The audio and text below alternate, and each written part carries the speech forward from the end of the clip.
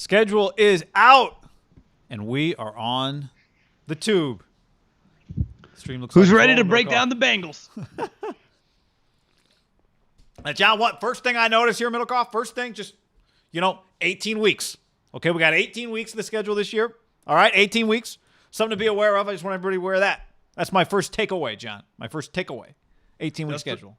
What really throws me off is seeing a game 1-9 that's a regular season name. January 9th. January 9th, the following year. Like that messed with my eyes right away.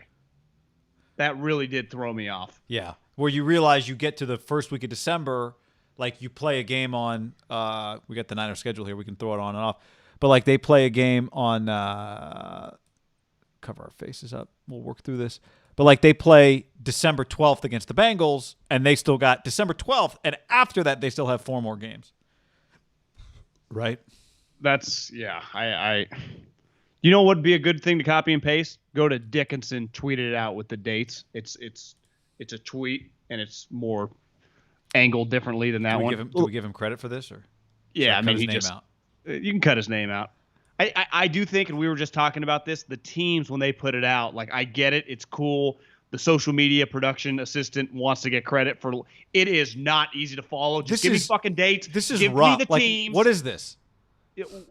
What am I supposed to do? Like, get out. One of them goes up this way. Glass? One of them goes this way. Can you imagine? Like, if you just, sometimes I like to write the book from right to left.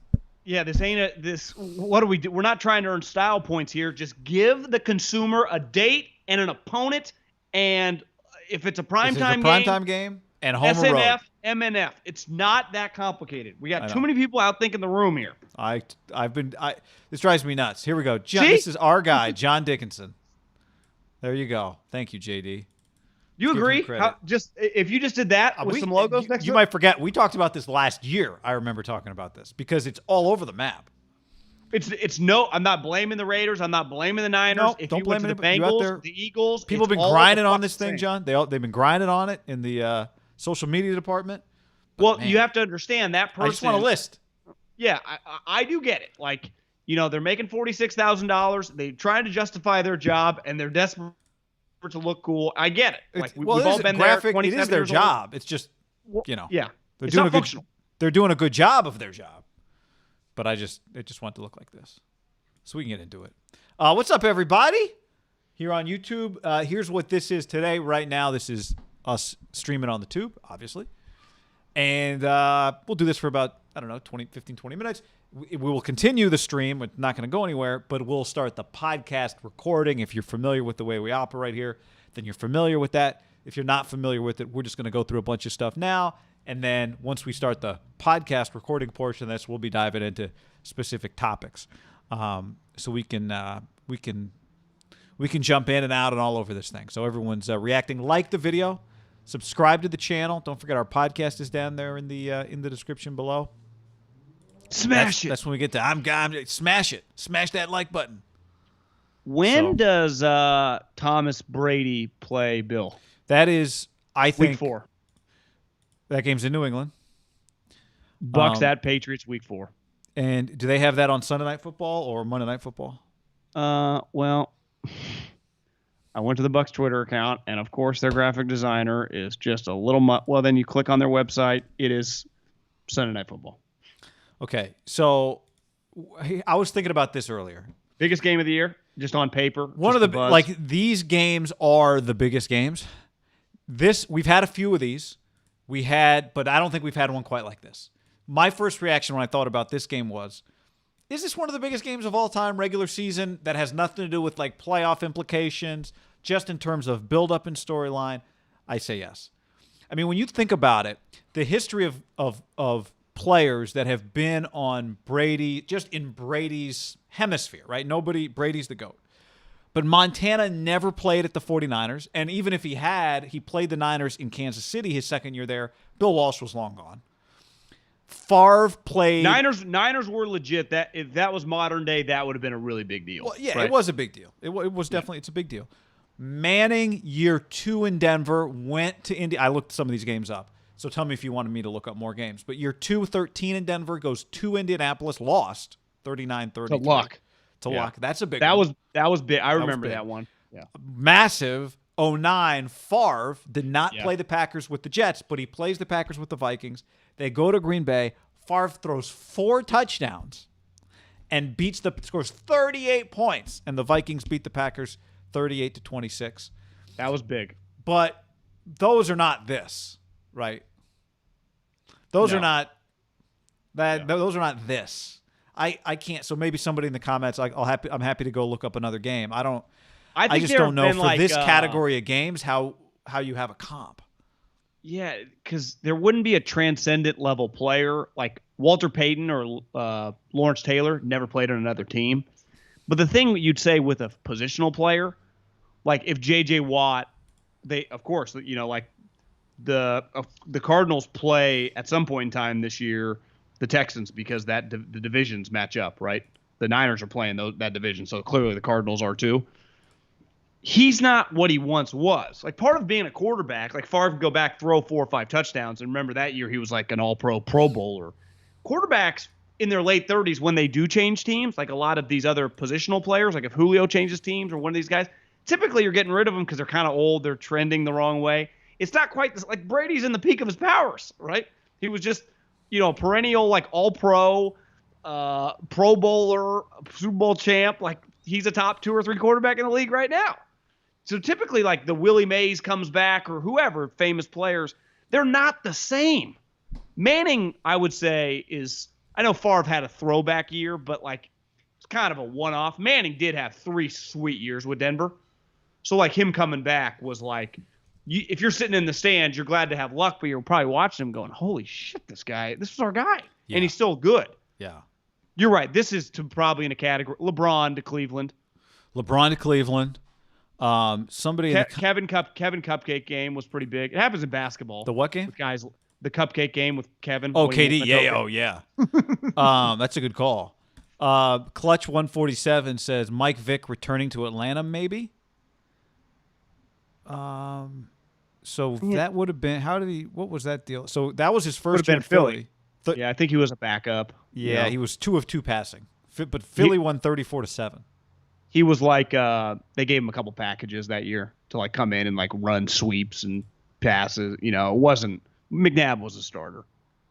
I think that the Brady is in a completely tier by itself and probably only like a couple NBA players because a lot of NBA players. But again, Brady's older. It's just unique. I mean, it's a one-off situation, right? There's just this. You couldn't make the lead up. I mean, is Mac Jones going to be starting that game? Like that game. That game's going to be bananas on television. Yeah. Right? I think it's one of the all-time. Again, I don't want to be. I was just thinking about it today, and it's hard to find for this category. It's one thing to like go back and play your former team, but when you just won the Super Bowl with your new team and the old coach, like your coach is there, it'd be one thing if if Bill was gone and Josh McDaniels was coaching them. The difference, though, like LeBron, KD, they were mercifully booed. Like the anger and the tension in there. I think they have to stop the game before the game starts, and he gets a standing. Like the place is going to go. What did they do with Favre? It was a lot of animosity then. Remember? Yeah, it was very weird. Do you agree that they give him a standing? Like the whole place stands up and like before the game even starts. Yeah. Like it'll be a powerful sports moment in the history of sports. Like whatever they do for him. Yep. Does Bill go like this? Well, it'll be like Kraft will be sitting there clapping, like nudging Belichick, like clap ass. Or Bill will be in the locker room. Bill won't even come out. Bon Jovi would be next to Kraft, right? But the Patriots, none of them, they'll all be in the locker room except McDaniels will be out there. Jason says Bryce Harper going back to the Nats and hitting bombs. Patrick says this one's all by itself. I can go back to the 80s and can't recall anything like it. As big as Joe versus the Niners was, it's not Belichick against Brady. So we did. Yeah. It's just that to me is the game that week will be fun. Like there'll be some takes.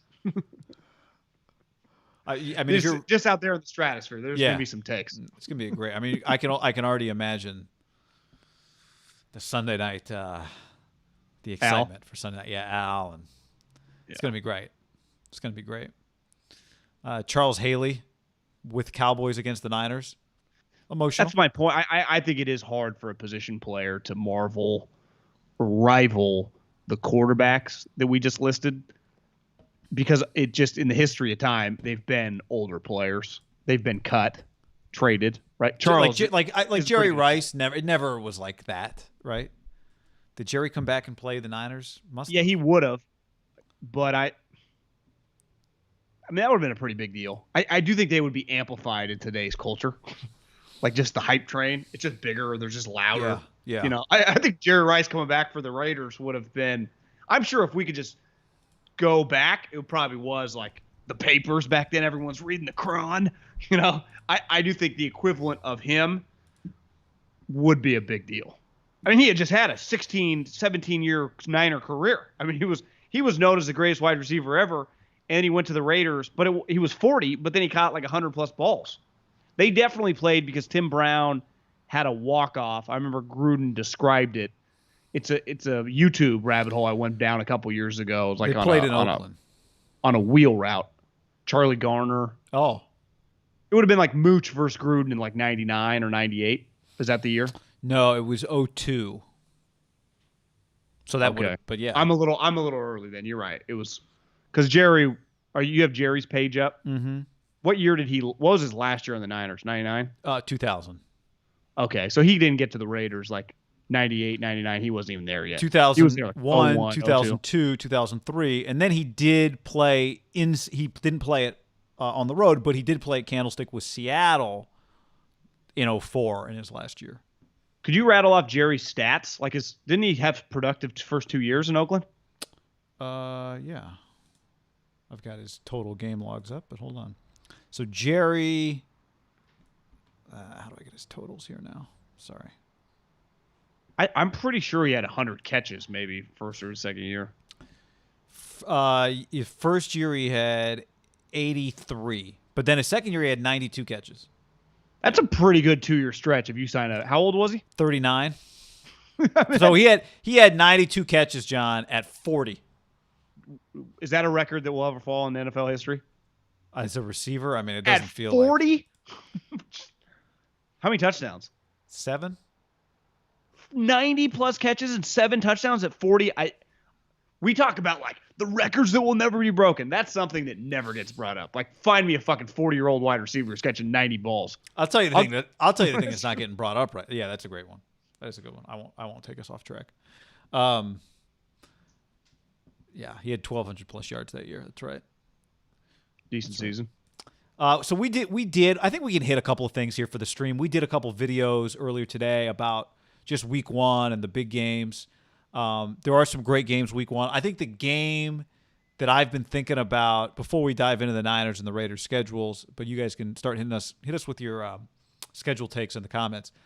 Just overarching. What did I do with Jags Texans? Jags Texans is big, no doubt. But the one that after we made the video, I just kept thinking more and more about is the Sunday night game. It's the Bears-Rams game. How is Justin Fields not the starting quarterback for the Bears that night? And if you're Justin Fields, no matter how pissed you were about falling to 11, you're going to run through the tunnel on Sunday Night Football, and not just anywhere, John. You're going to run through the tunnel, SoFi Stadium, LA, Sunday Night Football, as the starting quarterback of the Bears. He's going to feel like, that's going to be a massive. And as you reminded me, I do think Stafford being the Rams quarterback kind of is flying under the radar right now, just because it happened so long ago. I think you can get him at like 14 or 13 to 1 to be the MVP of the league. That's going to be an incredible Sunday Night Football. That's one hell of a week. Cowboys Bucks to start it, Ravens Raiders to finish it. Don't hate the odds, 14, 13, 15 area to 1. If he does win the MVP, which I don't think is inconceivable by any means, he could have a crazy stat year. That means the Rams probably win 13 games. Yeah. Right? Yeah. Because they were winning 11-10 with Jared skipping balls.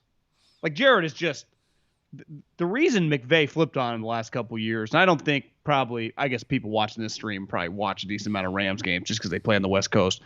I don't think the average fan quite realized just how weird and awful it could look. I mean, he would just have games. You and I both root for the guy as just being a Cal guy, Barry guy, just nice guy. he had some really weird moments for a guy that just a couple years ago was just a very functional, consistent quarterback. If he lost his mojo, I wonder if there's something to be said about, like, you just know the coach isn't really feeling you. You just lose your confidence. It's happened to every human being in some form or fashion in life before. But goddamn, he looked terrible at points last year. Even Stafford, when he's off, his off still looks pretty good. And then what made it worse was the way McVay seemed to really relish the opportunity to play John Wolford. Right? That's what made it even weirder. Was how much it seemed like McVay was looking forward to playing somebody else who clearly not an NFL starter. Well, I bet Wolford and his family were like, honestly, guys, I think I'm going to get some like first team reps next training camp, right? And then all of a sudden, he's like, we're never going to get Stafford, bro. We don't have any picks. And he had to be checking his Twitter account like, oh my God. And then someone smart had to whisper in his ear, like, have you checked Chase Daniels? He's got 9 career starts, played in the league for about a decade. Start banging those checks out and become a lifetime backup. It's just incredible. You don't want to play, Wolford. It's called being overexposed. Yeah, like get on the phone with Heineke and be like, hey, listen, both of us, let's just hide behind guys and just finagle our way into a combined like 18-year career. Because Nick Mullins would be like, that was my plan. And then Jimmy kept getting hurt. And now I'm out of the league and I got Tommy John. Well, this thing where Jordan Love's going to be like a backup, a third-string quarterback for the Packers for the next 10 years, Johnny's got something. It's a good operation going, you know? Just do whatever Bortles wants as Bortles' backup. And what I wonder, and I bet it'll kind of leak out over the next couple days, clearly they're approaching Green Bay. Look at the Niners schedule. Sunday Night Football, Week 3. I would have bet if we pulled up Green Bay's schedule, they are Monday night, some Sunday nights.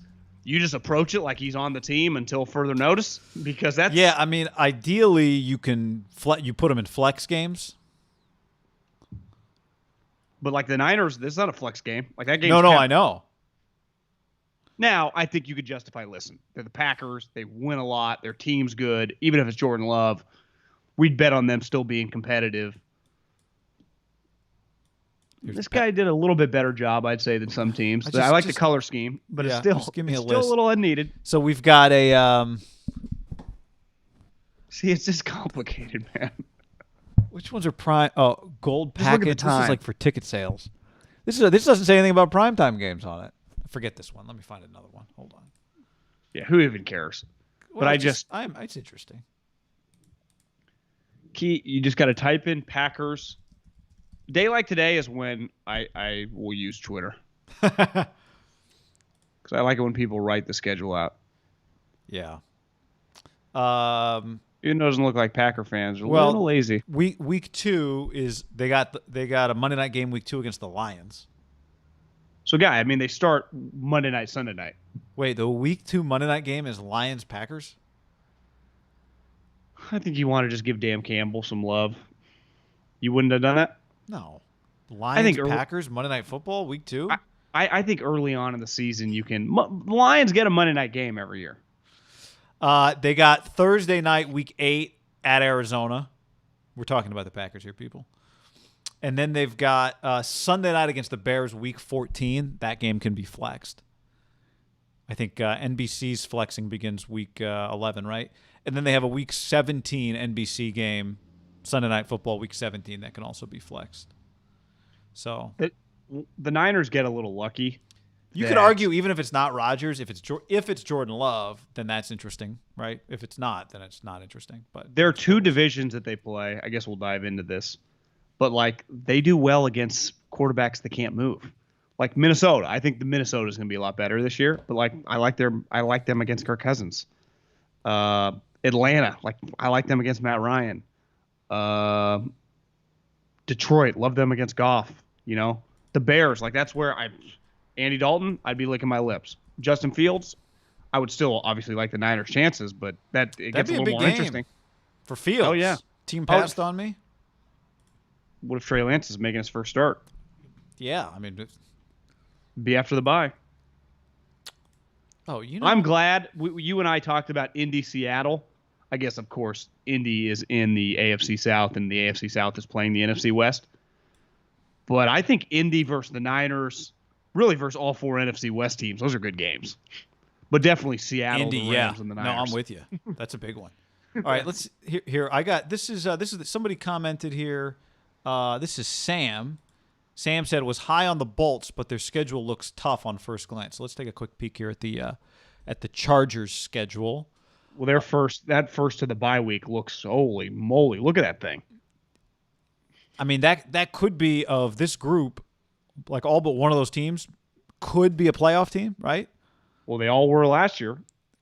Well, you're right. Not Dallas, not the Raiders, but I mean that's Vegas Chargers Monday Night Football on October 4. I like that game. Then they come out of the bye, play the Patriots. Then they go to Philly. Do they have another? They got Sunday Night Football against the Steelers. That's a sweet Sunday night game. Steelers at Chargers, Week 11. Do you think they're getting more run because of Herbert? I do. But they're not. How much are they really getting here? They got a Sunday night game and a Monday night game. And a Thursday night game somewhere. Yeah, but doesn't that, I mean... Yeah, everyone gets one. Thursday is a Chiefs game at home. It feels like a lot of Thursday night games for the AFC West or against the AFC West, which is smart. I mean, it's easy. Yeah. Yeah, I mean, it is a difficult schedule. If they can find a way to be 3-3 after those first 6 games, they're in pretty good shape. Before they go to Baltimore and play New England?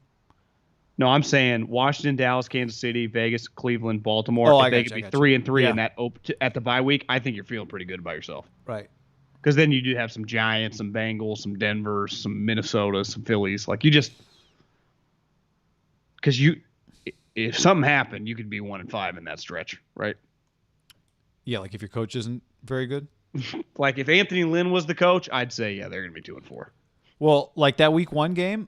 We talked about this game. I think we hit on it earlier, but that's a real test. Herbert's not played a true NFL road game, right, with like a real crowd.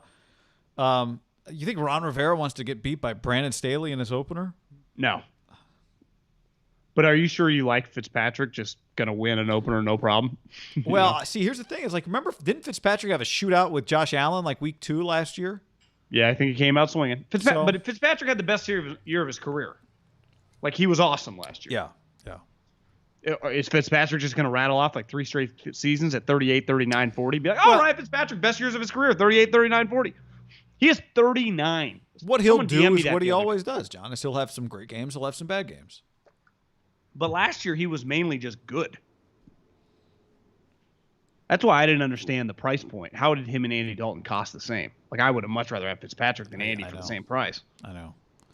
What else? See, ESPN. I think ESPN might be the way to go for the schedules here. Do you like looking at these? That's Give me a logo too. This is all the consumer's looking for.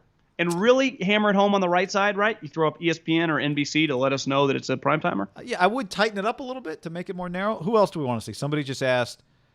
Jono says network's not high on the Patriots. Only 3 primetime games. Well, here's the beauty of the mother bleeped internet. Let's pull up the Patriots schedule here, John, and take a look.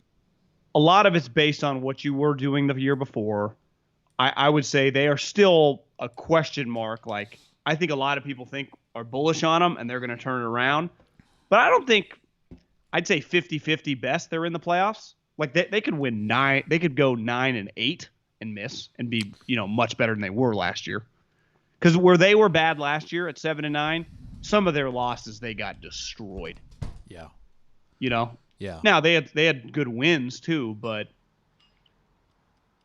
All right, this is the Patriots schedule. Here it is. You want to go through win-losses? Let's see if Belichick can bounce back. Let's just go start at Week 1. All right, doggy, Week 1. Miami is in town.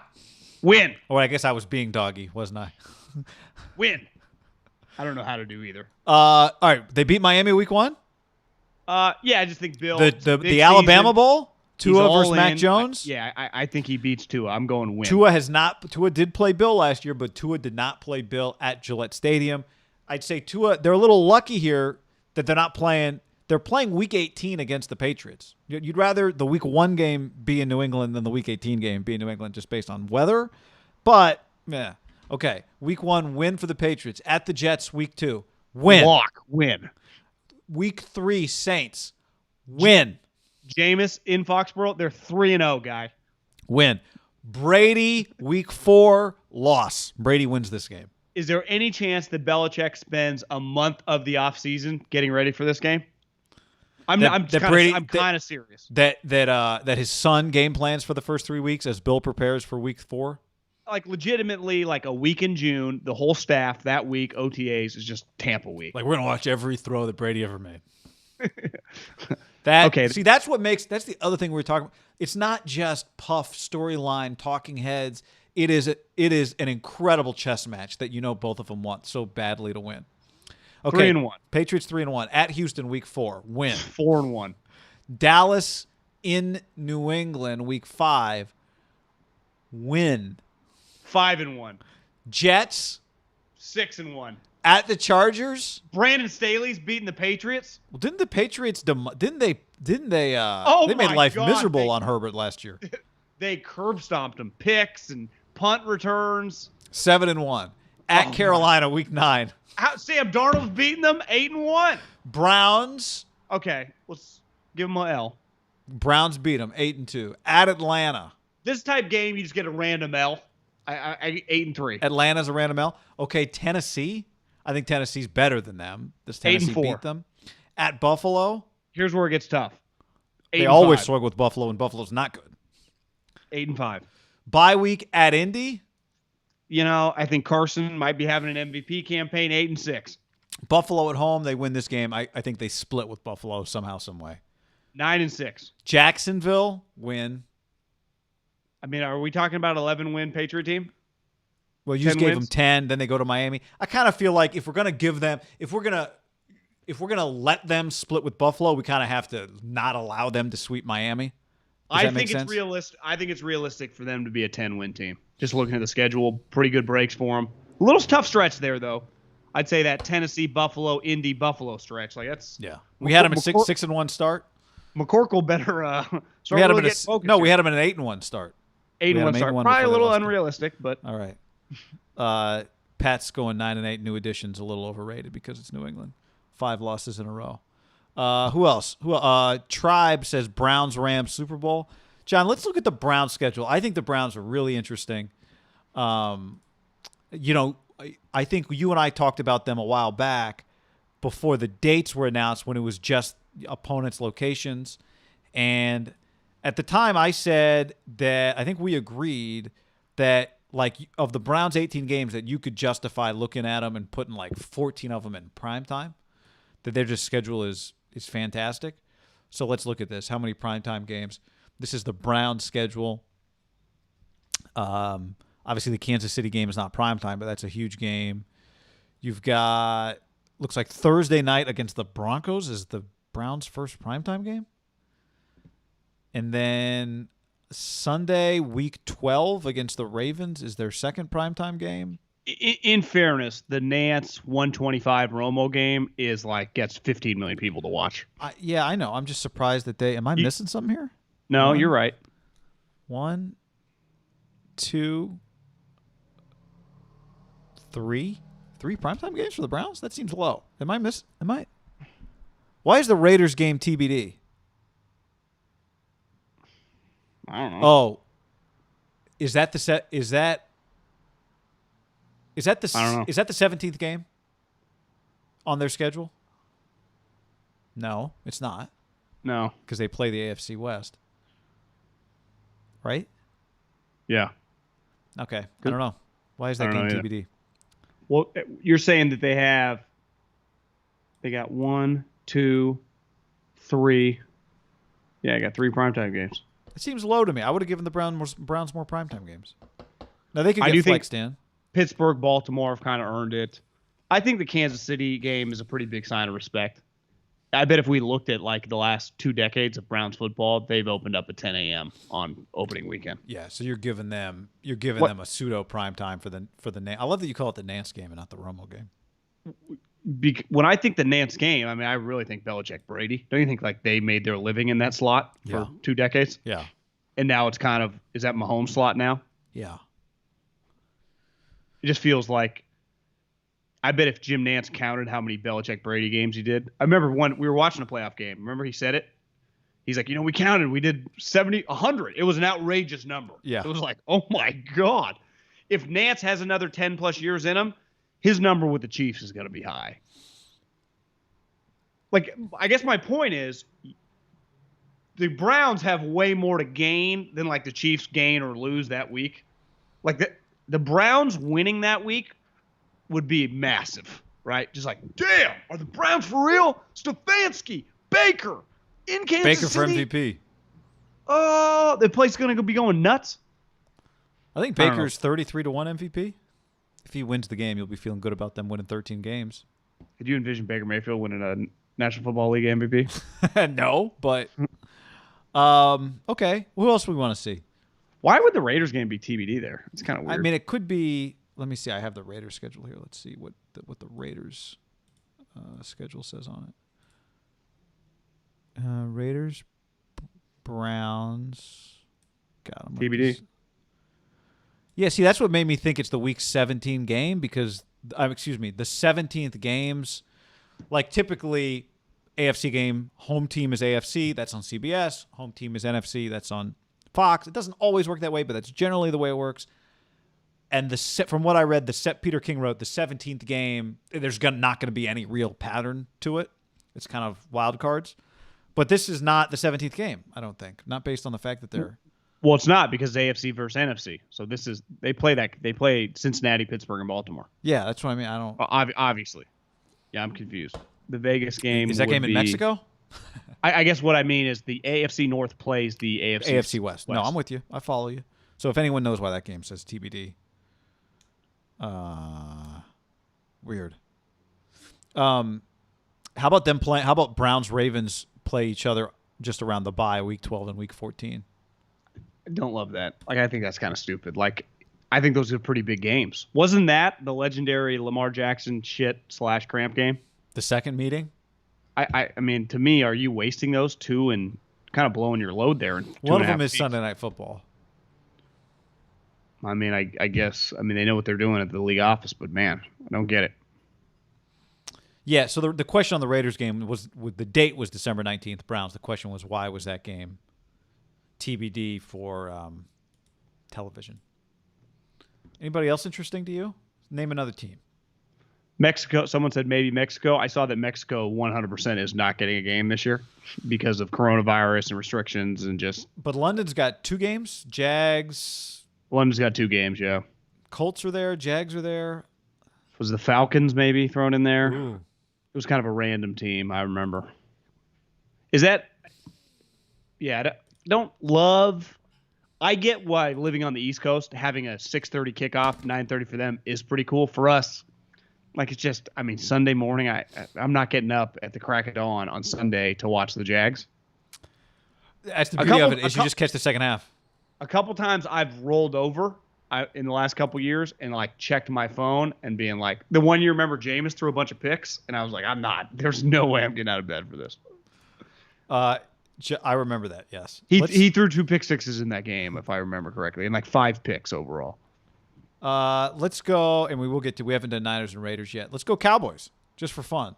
Like, because they're the Cowboys, John. At Tampa, at the Chargers, 1 and 2. Bing, bang. Those are both great games. Yeah. Philly is Monday Night Football week 3. Carolina, the Giants at home. I mean, they could... If they were to somehow split one of the, you get the Charger game maybe, they could be 4-1 going to New England week 6, Dallas. Yeah. Bye week. I think Minnesota Sunday night. I think Minnesota is somewhat of a curveball team this year because their offense was really good last year. If their defense was atrocious, if their defense is just better, they do have Adam Thielen, Justin Jefferson, and Dalvin Cook. Like they got 3. Like, if you were playing NFL Blitz, like, they would be a team. I know Cousins is boring or whatever, but his numbers last year Kyle Shanahan would have died to have Kirk Cousins last year, right? Yeah.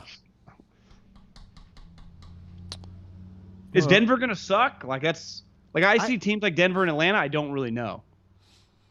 I think Atlanta I don't think Atlanta will suck. I'm not sure how many games they'll win, but they're not going to be easy. They might just score 40 points on you one day, right? Yeah.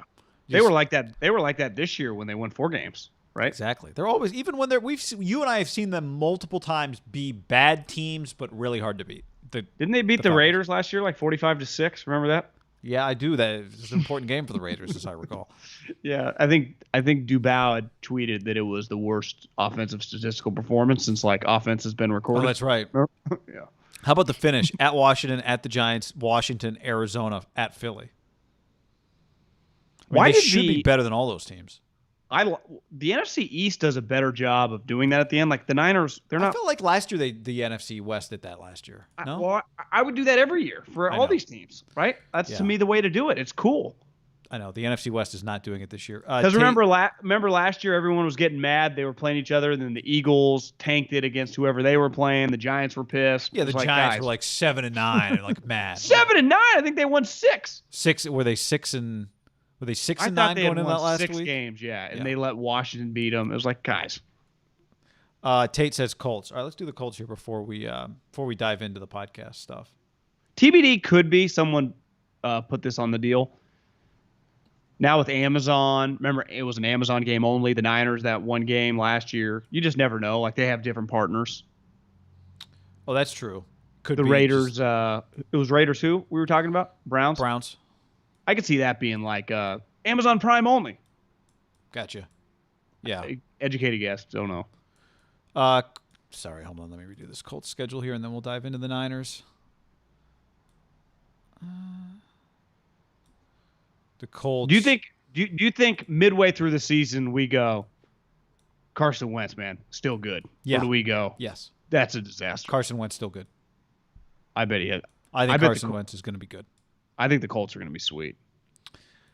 This is the Colts schedule. Seattle week 1. You and I love that game. Rams week 2 is an awesome game.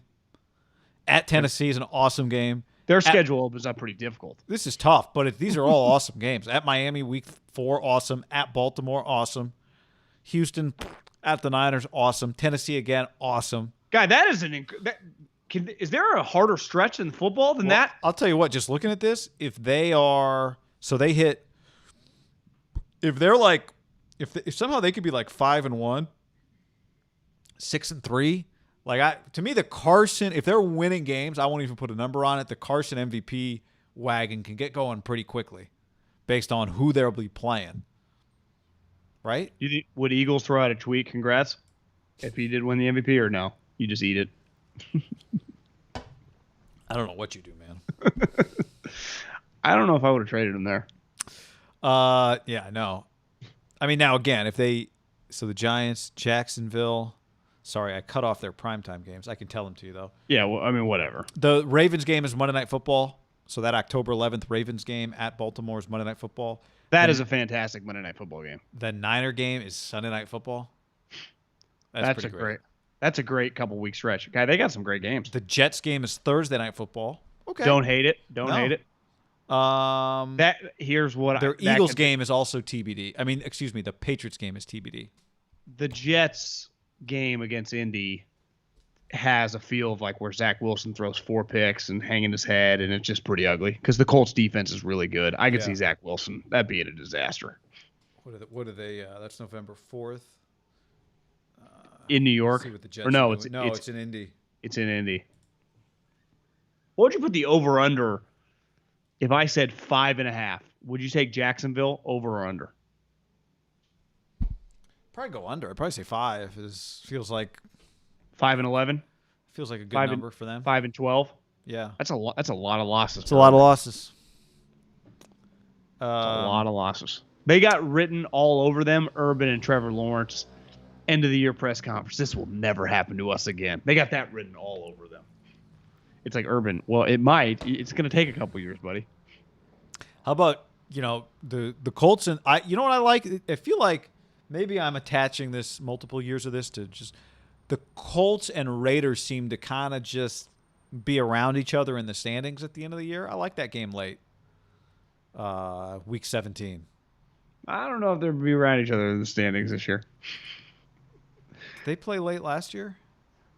Yeah, and the Colts kicked the shit out of them. Yeah, that's right. That was week 14. That was a big game. Yeah, it was a big game. The Colts were 9-3 coming into that game. And the Raiders, what would the Raiders have been? 8-5 or something? That math right? Raiders got shellacked. and the Raiders were 7-5 coming into that game. So that was like a must-win game for them. Yeah. Colts executed them. Yeah. Ended them. Raiders get ended a lot. I mean, just whether it's, used to be in November, now it's in December. So I guess if you're going to keep your head up, Getting further along. Yeah, that's all you root for. The again, just to reiterate, I don't know. Week 15, it's the same week, so maybe have they not done their primetime draft yet for that week? That New England Colts game is also TBD in terms of time and TV network. So we're gonna have to look into that bad boy. I have no clue. What fan base looking at their schedule right now is easily the most confident, where they're not even really worried about wins and losses? Like, just looks at it and be like, yeah, we'll see you in the playoffs. KC? You mean because they just like their team so much, or because they like their schedule so much? The schedule is irrelevant to them because they know their team's so good. Kansas City, I think, is a good call because that's how Kansas City approached it last year.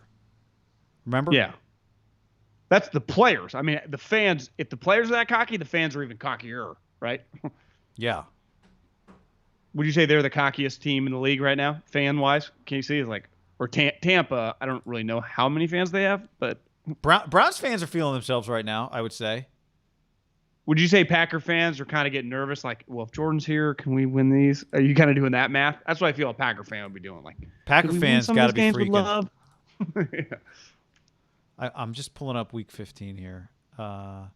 Yeah, so there are multiple games not yet scheduled for Week 15. There are 5 games that don't have a network yet. They do have Monday Night Football assigned, and they do have Sunday Night Football assigned that week. So I'm not sure what the deal is there. But the Raiders and Browns are not alone. There's a handful of games that are in that category. So Sam Farmer had a good tweet. He said, "Man, the schedule has some drama. Brady Pats, Stafford Lions, Goff Rams, Darnold Jets, Cam Panthers. Obviously, some of those are bigger than others, right? I'd say Brady Patriots is in its own world. I'd say Cam Panthers, if Cam's a starter, like it's a pretty big moment for the Panthers, right? He's the most famous player in the history of their franchise. Yeah. The other ones, yeah, I see what Sam's doing when you look at it. Like Darnold Jets, I mean, that's cool, but Goff Rams, like I don't think anyone in LA gives a shit. Stafford Lions, you know what though? That game will feel good for if that game will not have a huge buildup, but if Goff plays well, that will be a big story. Does Stafford get a standing over as the Lions? Yeah, Detroit. Detroit is good people. Yeah, blue collar, salt of the earth. Blue collar, kneecap. Shirt riders. off your back. Yeah. Yeah, and then the other thing here is like, whatever happens with Rodgers, the team that I kind of smashed that like button. The team that I looked at the schedule and kind of had a letdown on was New Orleans. Just kind of, I know Breeze was not Breeze last year, even the year before that, he wasn't really himself anymore.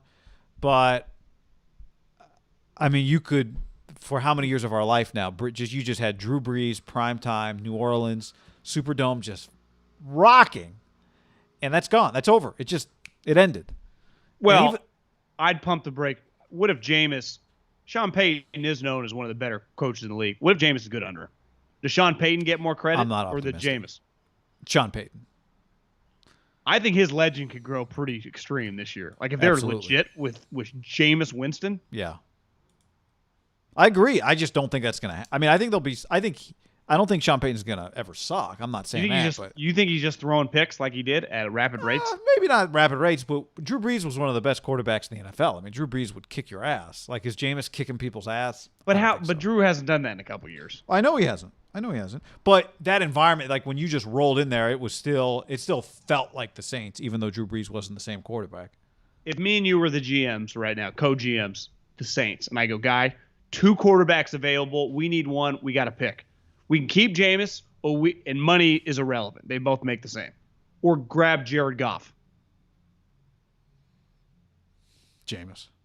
Yeah, well, that's what I'm saying. So it's like, think of what they've been doing with Jared Goff. The Saints roster, top to bottom, is a little bit more spread out than the Rams, which is a little more top heavy. So if Sean Payton, who had a year to work with the guy, you watch, they'll win 11 games. Well, they might. I'm not saying that. They I'm have not saying they slant won't. receiver. I'm just saying they won't feel the running same. back that you just throw wheel routes to. Part of with Arians is he was throwing bombs and deep outs. They don't really throw deep outs. Drew Brees hasn't thrown a deep out in 17 years. So it's like I'm just saying they were a juggernaut, and that era. Now, can they be good? Yes. I don't know that they can be a juggernaut again with Jameis Winston as their quarterback. That's all. Yeah. But like juggernaut, they were kind of a regular season powerhouse. But I do think that team should have won another Super Bowl. I think agree. the Saints should have won another Super Bowl. Like, that's how good they were in the regular seasons. Sam says, imagine Watson plays 11 games for Philly. What does that mean? Sorry, I clicked on that thinking I knew what that meant. Maybe it was the Deshaun Watson comment? I think he thinks he's getting suspended for 6. Oh. Been traded to Philly? They got 3 wins. Saints 8-1 without Breeze the last 2 years. Again, my point is not that they're less good now. My point is that it's an end of an era. Drew Brees in prime time for the last decade plus. Their team is really good. Yeah. Their team is good.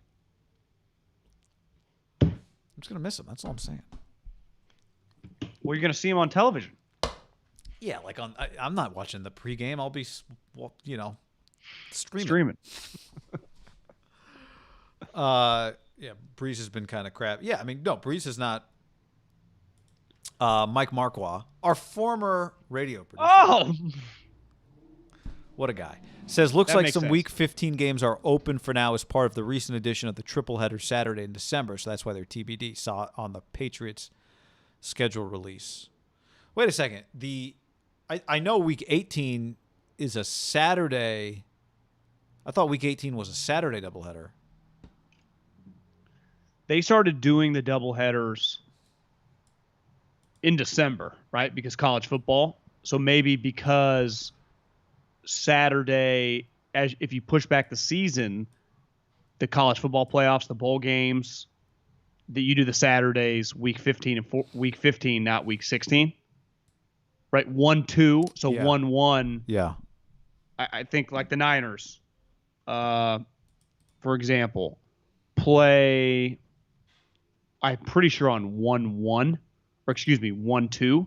So if you're playing on 1-2, that means a bunch of bowl games are going to be on 1-1. They're not going to play NFL games on 1-1 against the Final Four, right? Right. So to me, you put it would be Week 18, Week 16, Week 15, Week 15.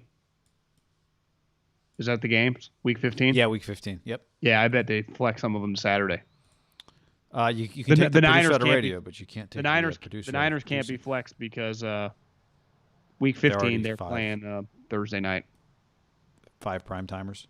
Last thing here before we dive into the podcast, although kind of wish we were recording this for the podcast. All the stuff we just talked about was good content.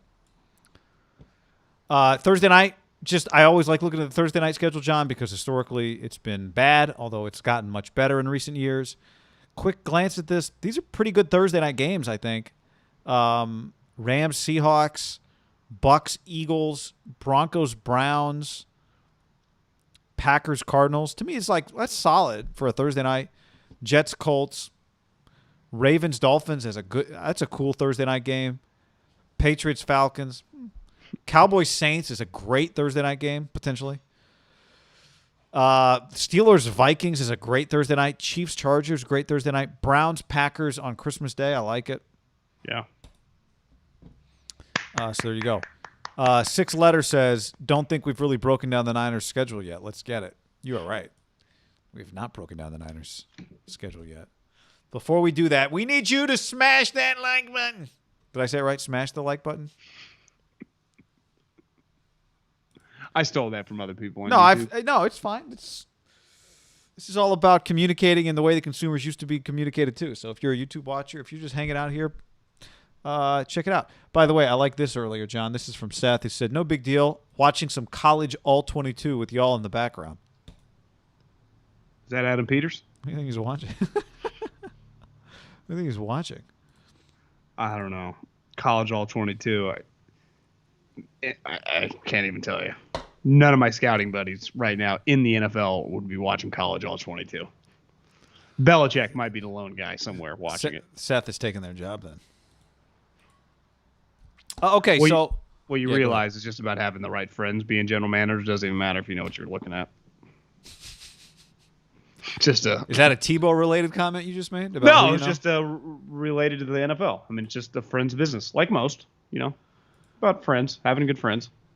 In Louisiana, Cowboys for Saints is huge, almost Super Bowl like fever. I love it.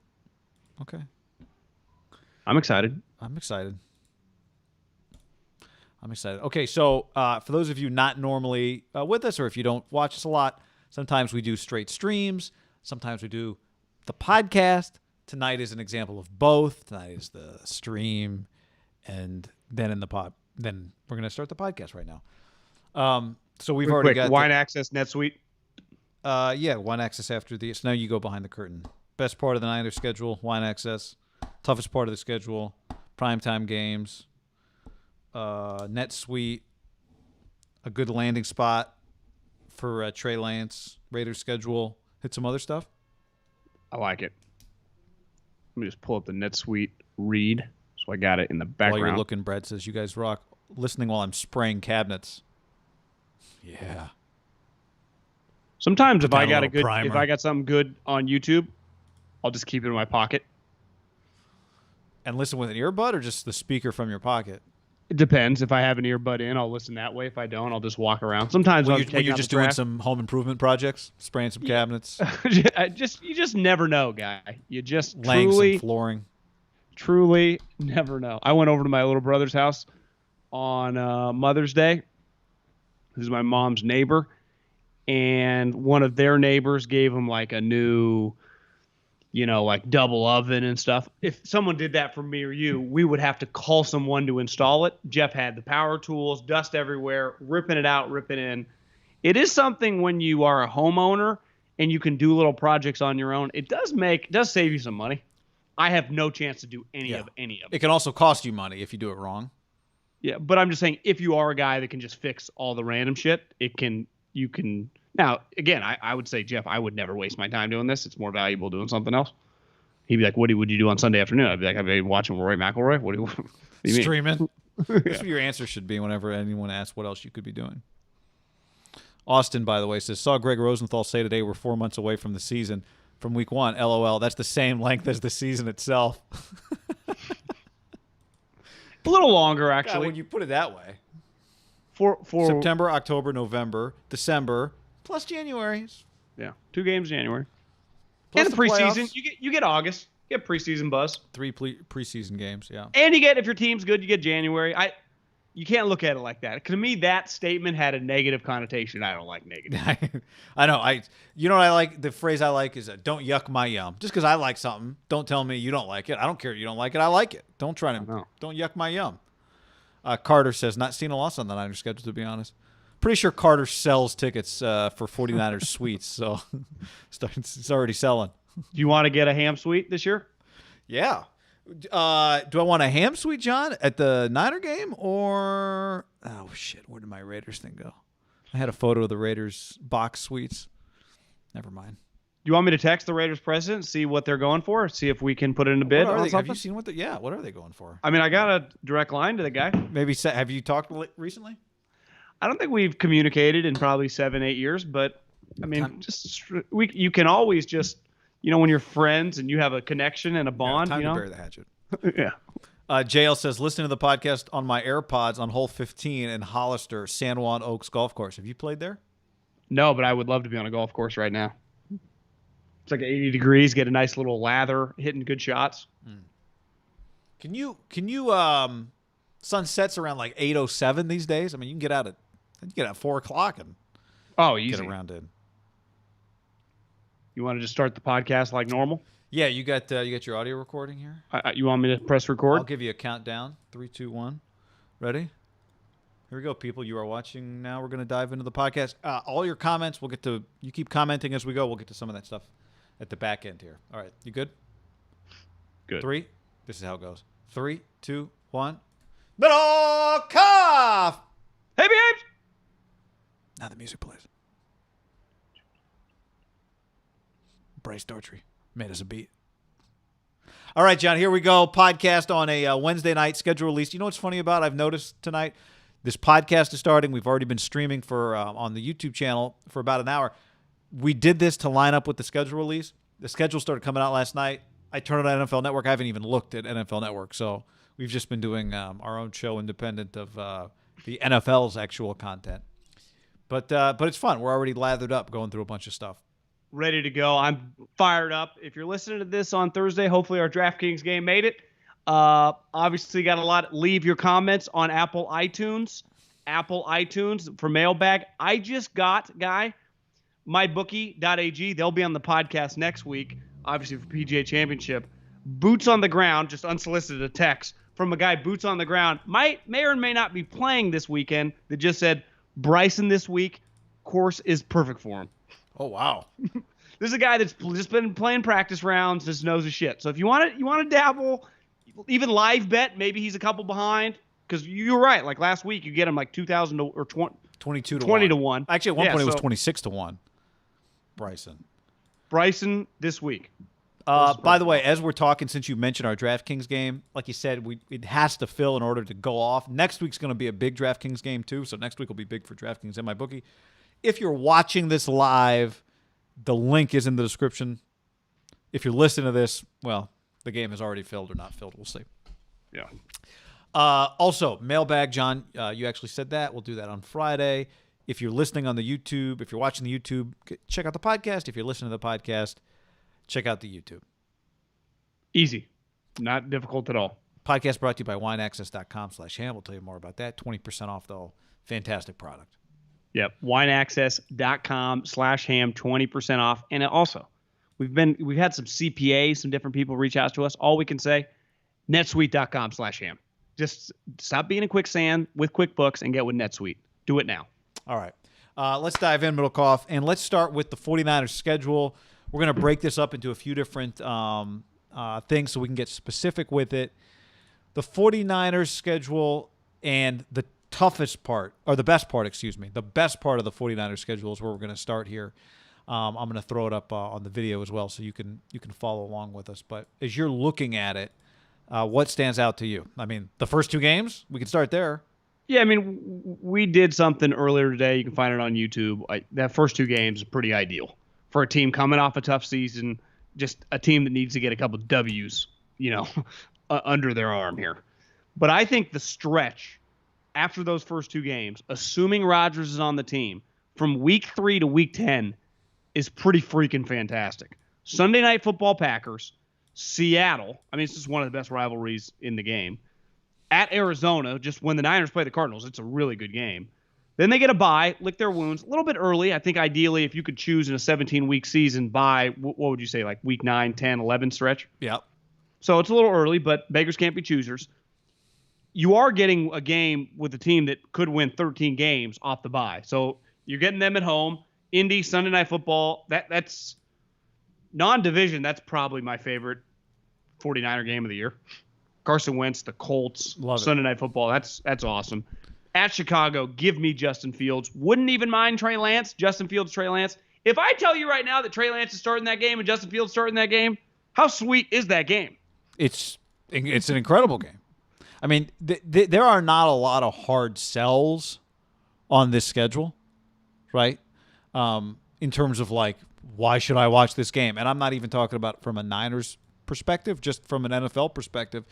It's not difficult really to sell many of these games. So you're right. I think that is the best stretch in terms of opponents. Green Bay, Seattle, Arizona, bye, Indy, Chicago, Arizona, the Rams. Bam, right there, right? Because it kind of sucks that they don't have any Rams-Seattle game back-to-back. That always is a cool little 1-2 combo. Yeah, but it's not ideal for them just because those games are taxing. And this year to have Stafford and Russ back-to-back could be difficult. I think the other part, if we want to talk about quote-unquote best part of the schedule, how about week 14 to week 18, the final 5 games? Now, best, here's what's good. They're playing a Sunday night game, Seattle week 13. Well, ideally you'd come home the week after that, or you'd have a bye the week after that. They don't have either. They're playing at Cincinnati, which I'll put this on a 1 to 10, 10 being good, 1 being bad, is like a 5, right? Like if you had to play a game after the Seattle Sunday night game on the road, you'd pick Cincinnati. You don't love that game, but okay, it could be worse coming off of the Seattle Sunday night game. Atlanta, we've talked about this, not easy. They lost to him 2 years ago, the Super Bowl year. Remember, late in the season, they're a weird team to play late in the season because they're always destined for the top 10, but they still got sweet players. Last game at the Stick, Atlanta probably almost got them, and then Navarro Bowman happened. Yeah, and Atlanta was bad that year. At Tennessee, Thursday night football. Okay, less than ideal. It's hard to sell this, but you finish Houston and at the Rams. I think the end of this schedule, the way we look at it, will be determined by what they've done in the first 13 weeks against their division. If they've built up a lead, if they're in first place against the division, this finish isn't terrible. If they have to catch up against the division and you're not playing any games head-to-heads except for the Rams Week 18, not as good. I forget who they played last year on Thursday night. I think it actually was the Packers because remember some of those guys were on the Corona list. And it was like, turns out they didn't get Corona, but it was a short week and they got screwed. It was the Packers. But that was at home. And the previous year, it was Arizona. So the last 2 years, they've been pretty lucky, right? They had a home game last year, and the Super Bowl year, Arizona, it just isn't that far, right? To me, if you were them and you said, hey, on your schedule, who would you want to play your Thursday night game? They'd be like, LA, but we'll take any of the 3 divisional games, like if we have to, right? It's just logistically, it's not that, if we're going to be on the road. I've been to Tennessee one time in Nashville. It's far, guy. I mean, that's pretty cold in December. Yeah. I don't know if it's going to snow, but it's definitely that's like you're not going to give them Atlanta or New York or something on Thursday night. That feels about as far as you can go on a Thursday night game. That's a borderline insane Thursday night game. Now I get the schedule guy would be like, "What am I supposed to be fucking perfect on every schedule?" Like, yeah, I hear you. I'm not trying to act like this is an easy thing to put together. I think Peter King has done deep dives before. It's hard. I get it. A lot of moving parts. That seems pretty crazy. Like if I'm the Niners right now, I like everything. I just go, that's pretty nuts. I can live with my bye being pretty early. Thursday night game, one thing I've been thinking a lot about just going into these schedule releases, the number one thing you look for more than your bye, where's my Thursday night game? Because if my Thursday night game's the first half of the year, I'm still a little fresh. Ideally, guy, you want your Thursday night game Week 4, Week 5, Week 6. Just get it out of the way. If you're able to win, you basically get 2 buys. Yeah, and you don't love, you are kind of playing catch up. Well, we can get to the difficult parts of the schedule. We want to talk about But I'm just saying that Thursday night game, so if you win it, it's great because it serves as like another little half buy. But Week 16, that far, that's pretty nuts. That's a far travel.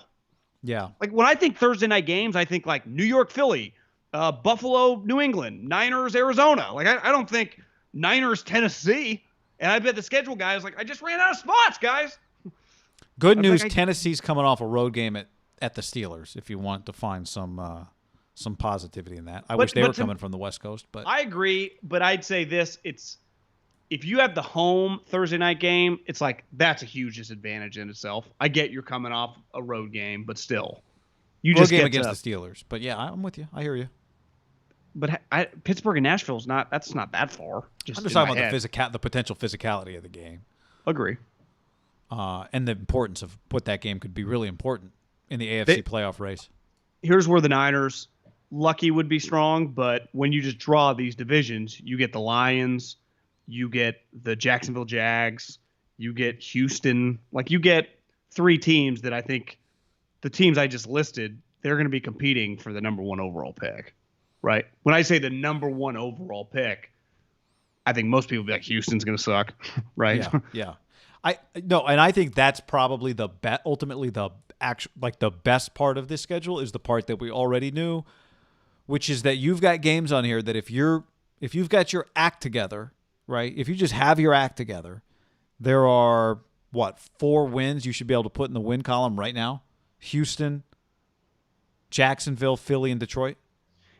And really, in Cincinnati, Cincinnati 5, yeah. You have a stretch here. This would be the pushback if I'm the schedule guy. And you go, okay, you two, you're bitching about the Thursday night game. I gave you Cincinnati, after Seattle Sunday night game, I give you Cincinnati, Atlanta, and then I give you a Thursday night game, but then I give you Houston. So that's a stretch. If you're able to pull that Thursday night game off, it's not crazy to think you get bank 4 wins right there and just kind of go all in the last week against the Rams, maybe for the division. Who knows? Yeah. But you can't be like, okay, you're complaining about the Thursday night game. I just gave you Cincinnati and Atlanta back-to-back weeks. Everyone's blowing Kyle and Trey Lance and the Niners. Like, you should win those 2 games. I'm like, yeah, you're right. The week you mentioned it, the week 18 is potentially really good too. Now, a lot of times these last week of the season games can mean, people are getting rested, whatever. But even though we don't get what we like, which is what the NFC East has, they're all playing each other down the stretch. You do get that game, week 18. That's potentially a great game. Would 2 years ago, they Niners Seattle was flexed into the Sunday night for all the marbles. So to me, if that game is for the NFC West or for, it's hard to say if it's for a playoff position. It would depend what all the other games are for, right? If one game's for a division, but that to me already has like flex potential, right? If there's a lot on the line for those 2 teams. I don't even think they do a fake Sunday night schedule game right now. They don't. Yeah. No, that's potentially really cool. Is the national championship game the next day? Or is that the following week? Probably is, yeah. Are they adding teams this year or is that next year? They're supposed to meet next month. No, it probably wouldn't be this year. But after this year, the bowls reset in terms of the CFP kind of rotation, like the Rose Bowl, the Sugar, like who gets what where. So they make a new schedule for those starting for next year. So I'm in. Expand it. They could expand it. All right. So that's part of some of the best parts of the 49ers schedule. Okay. Before we go any further, John, let's tell the people about wineaccess.com/ham. 20% off. You get 20% off at wineaccess.com/ham. Right now, your first order, some of the best wine in the world, is available to you. You are romancing that bottle. Wineaccess.com/ham. 20% off. Send a gift. Here's the key to life. It's so easy to send a gift when people know it's coming. Hanukkah, Christmas, birthdays, anniversaries. When someone Mother's Day. Yeah, Father's Day, you name it. How about do something when people least expect it? You know what? Be like, I haven't seen my buddy in a long time, Corona. I'm going to send them something, and I'm going to send them something good, and I'm going to send them wineaccess.com/ham, 20% off, multiple bottles. They're going to love it. They're going to then text me and go, thank you. You'd be like, I was just thinking of you, Billy. I was just thinking of you, Jennifer. I was just thinking of you, Dad. And then they'll drink those bottles, and they'll think of you. You can also do it for yourself. And here's you go, well, I don't know. I don't know a lot about wine or wine on the internet. Is that only 1 out of 18 bottles make it onto wineaccess.com. The wine experts have to unanimously agree to put a bottle on wineaccess.com before it makes it onto wineaccess.com/ham. If out of some crazy circumstance you don't love the bottle you got, satisfaction guarantee. They're so confident they'll give you something else, but not going to happen. You can send as a gift. I think it's like 6 bottles. With the 20% off, you get free shipping. Basically, like $100, you could send somebody 6 bottles of wine, which is pretty awesome. That's what you and I have done multiple times. If you know a lot about wine, you'll find great stuff. If you don't know a lot about wine, you're like me, you get a lot of help. You get every bottle of wine comes with full descriptions, tells you what it's good with, okay? Tells you about the tannins, one of my favorite words that I don't know what it means. Oak intensity, fruit intensity. This one's good with red meat, soft cheese, fish, white meat, and vegetables. All my favorite foods. So, I mean, it's just a perfect bottle of wine right there. There Wineaccess.com/ham, 20% off. Go do it. Support the show. Yeah, you support us when you use it, and you get to get drunk or send people to help them get drunk or just have a great dinner. We appreciate that. Okay, John, now let's talk about the toughest part of the 49ers schedule. I think you mentioned the Tennessee game. The stretch last year was way harder than anything they have this year. Remember that? It was like Seattle, L.A., Green Bay. They don't have anything like that because they have easy games or just winnable games thrown in between a lot of opponents. You agree? Remember last year there was that brutal 5-game stretch, and then obviously once Jimmy got hurt, it was a disaster. But I don't see a stretch where they have 4 straight games against 4 straight playoff teams. Well, okay, so let's talk about the timing. you mentioned earlier the Tennessee Thursday night game, Week 16. That comes 3 weeks after your Sunday night Seattle game. I mean, if Sunday nights or Thursday nights make you need to play catch up a little bit, maybe that's less than ideal. But for me, I go back to this middle part. Is Aaron Rodgers on the Packers? Because if he is, they're really good. Week 3's tough. Seattle's then tough Week 4. At Arizona, we know is difficult for them. Bye week. Indy, Carson Wentz beat them with a worse team last year. Right now, the Niners were. I mean, that was a Mullins game, right? Eagles, Niners, but the Colts are good at Chicago.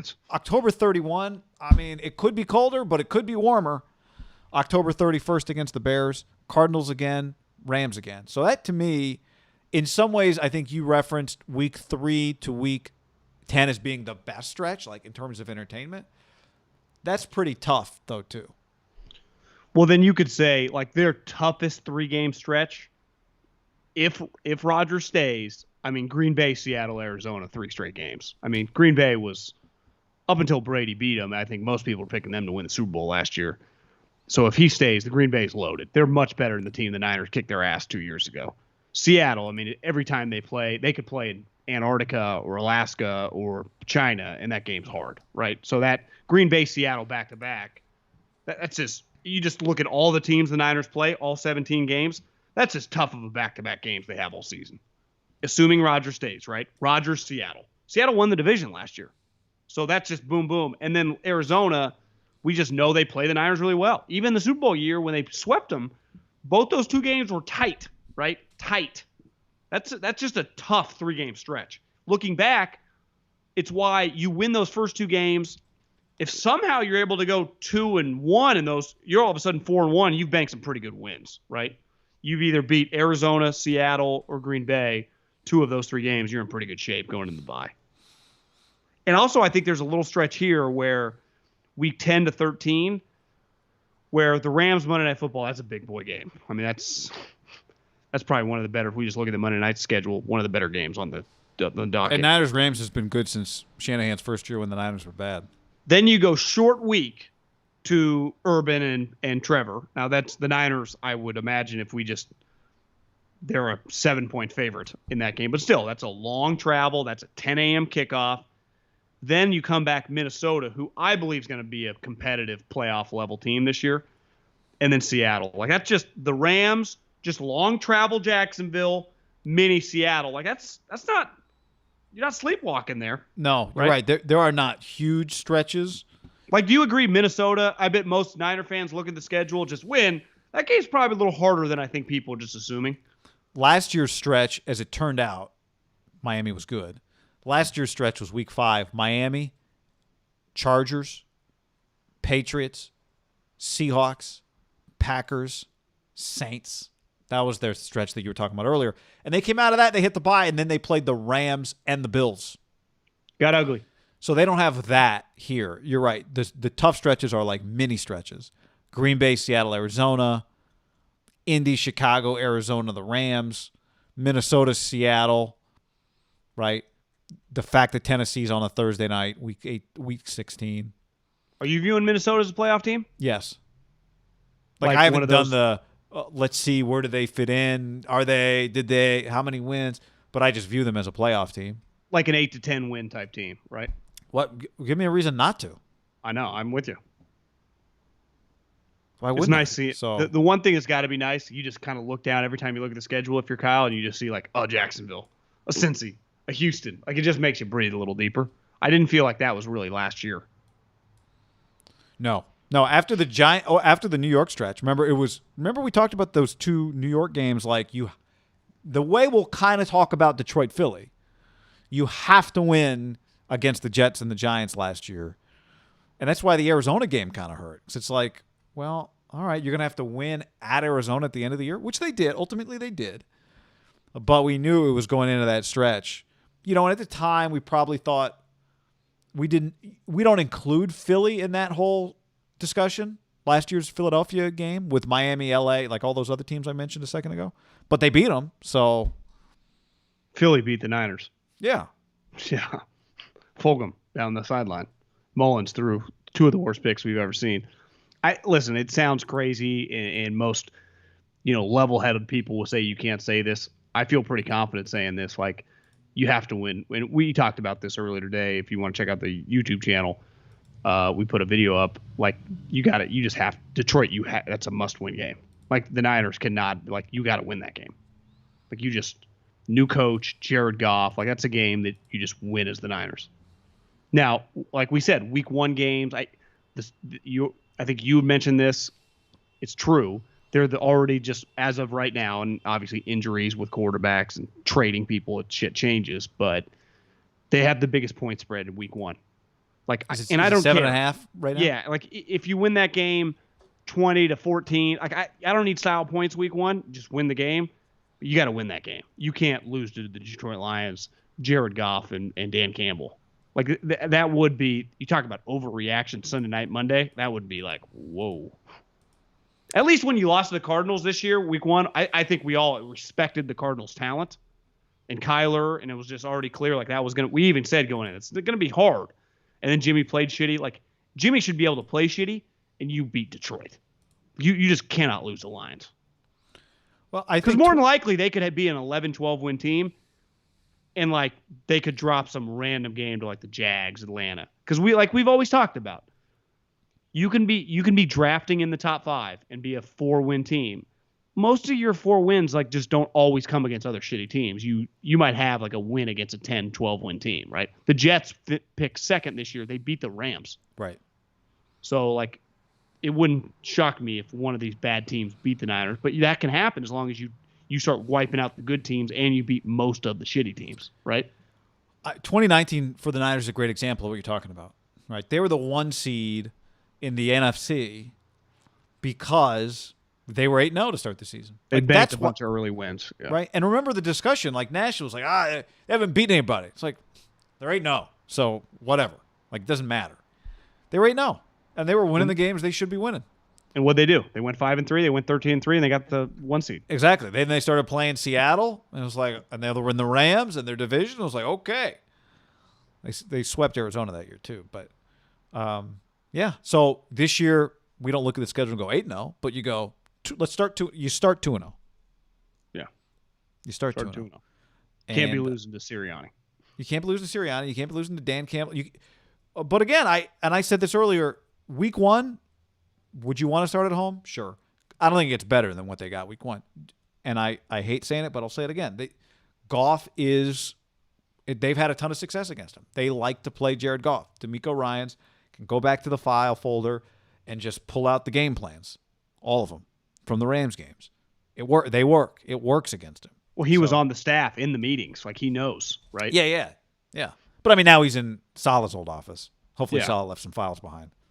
Yeah, usually you cut off their password. At least that's what they do to Eagles employees when they fire you. Like, I can't sign into my iPad. They're like, yep, send it back. Oh, we forgot to tell you. You can't sign into your iPad. Interesting. Sorry. So, you guys don't know what I watched on the browser. I wouldn't touch that. we want to go primetime games here?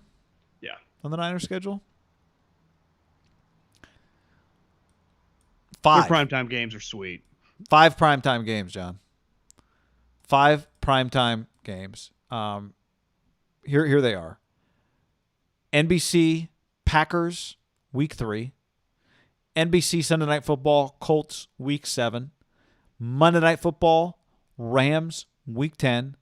Sunday Night Football Seattle week 13. That's 3 Sunday night games plus the Tennessee Thursday night game. 5 primetime games, 4 true primetime games. Thursdays, we could, and I think Sunday nights are Monday nights are powerful. Sunday nights are really powerful. You're talking about 5 playoff teams, right? I mean, the Packers were the 1 seed. The Colts lost in the first round to the Ravens, but they were an 11-win team. And their quarterback position, I mean, I guess Rivers it's hard to tell, but it could be better. Could be, a push, but at worst, like, they're going to be 11, 12 wins. The Rams, one thing that just helps this division is that the Rams are good. McVay's a star. Like, they're a powerhouse franchise. Like they really matter to the league right now. And in a weird way, you always say this about the Chargers. I think it's true about the Rams too. They're a way bigger national story than they are locally. Yeah. And I bet locally they've gained a lot of steam these last couple of years. Like Stafford, but I would say now, McVay. Herbert for sure feels that way, right? People in LA are like, yeah, I don't know. Nationally, he's huge. So the Sunday night, the three Sunday night games, Green Bay, Indy, Seattle, like those are fucking sweet.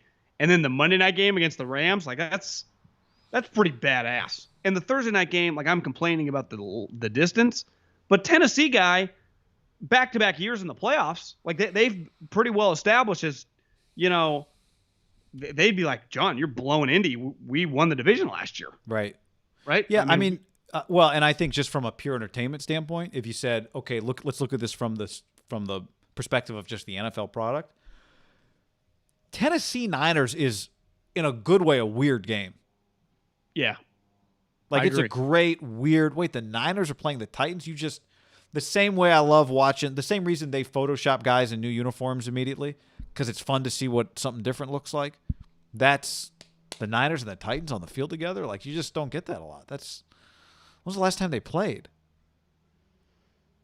Feels like a long time ago. When I think the Titans, I feel like they've played the Raiders every year for like a decade, but I do not, when I close my eyes, can envision Niners-Titans. You're right. That is kind of a random game. In a good way. But to me, the Niners now have played the Packers every year since Kyle's been here. And when they're both good, that is just it's a powerhouse brand game, right? I mean, that is just kind of like Yankees Cardinals, or I guess that would be, you know what I mean? Yeah, Yankees, fucking whatever. And Cubs, Red but Sox. It's like you need the same. They're in the same conference, so like the same.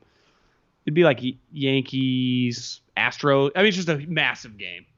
And I think the Rams and Seattle, like if they're all good, to me, those three games are locks. Like the Niners playing the Rams, the Niners playing Seattle, like those games are getting slotted into primetime games. That's where we're at with all three franchises, right?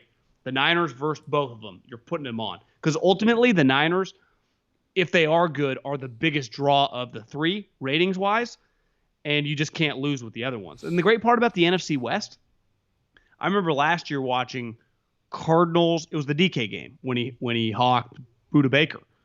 I think the NFC West really pops on night television at prime time. All four teams, and this is where it's nice having the Cardinals kind of good too. If you would have told me that it wasn't the Rams or Seattle, but it was the Cardinals got one, like Monday Night Football, Niners Cards, I wouldn't complain. I know they didn't get one, but I would rather have Seattle, but I'm just saying you could flip-flop it, and I could live with it. 2017, the last time they played, John, Ryan Suckup and Robbie Gould, the Niners and Titans, exchanged 8 combined field goals in a Niners 25-23 victory.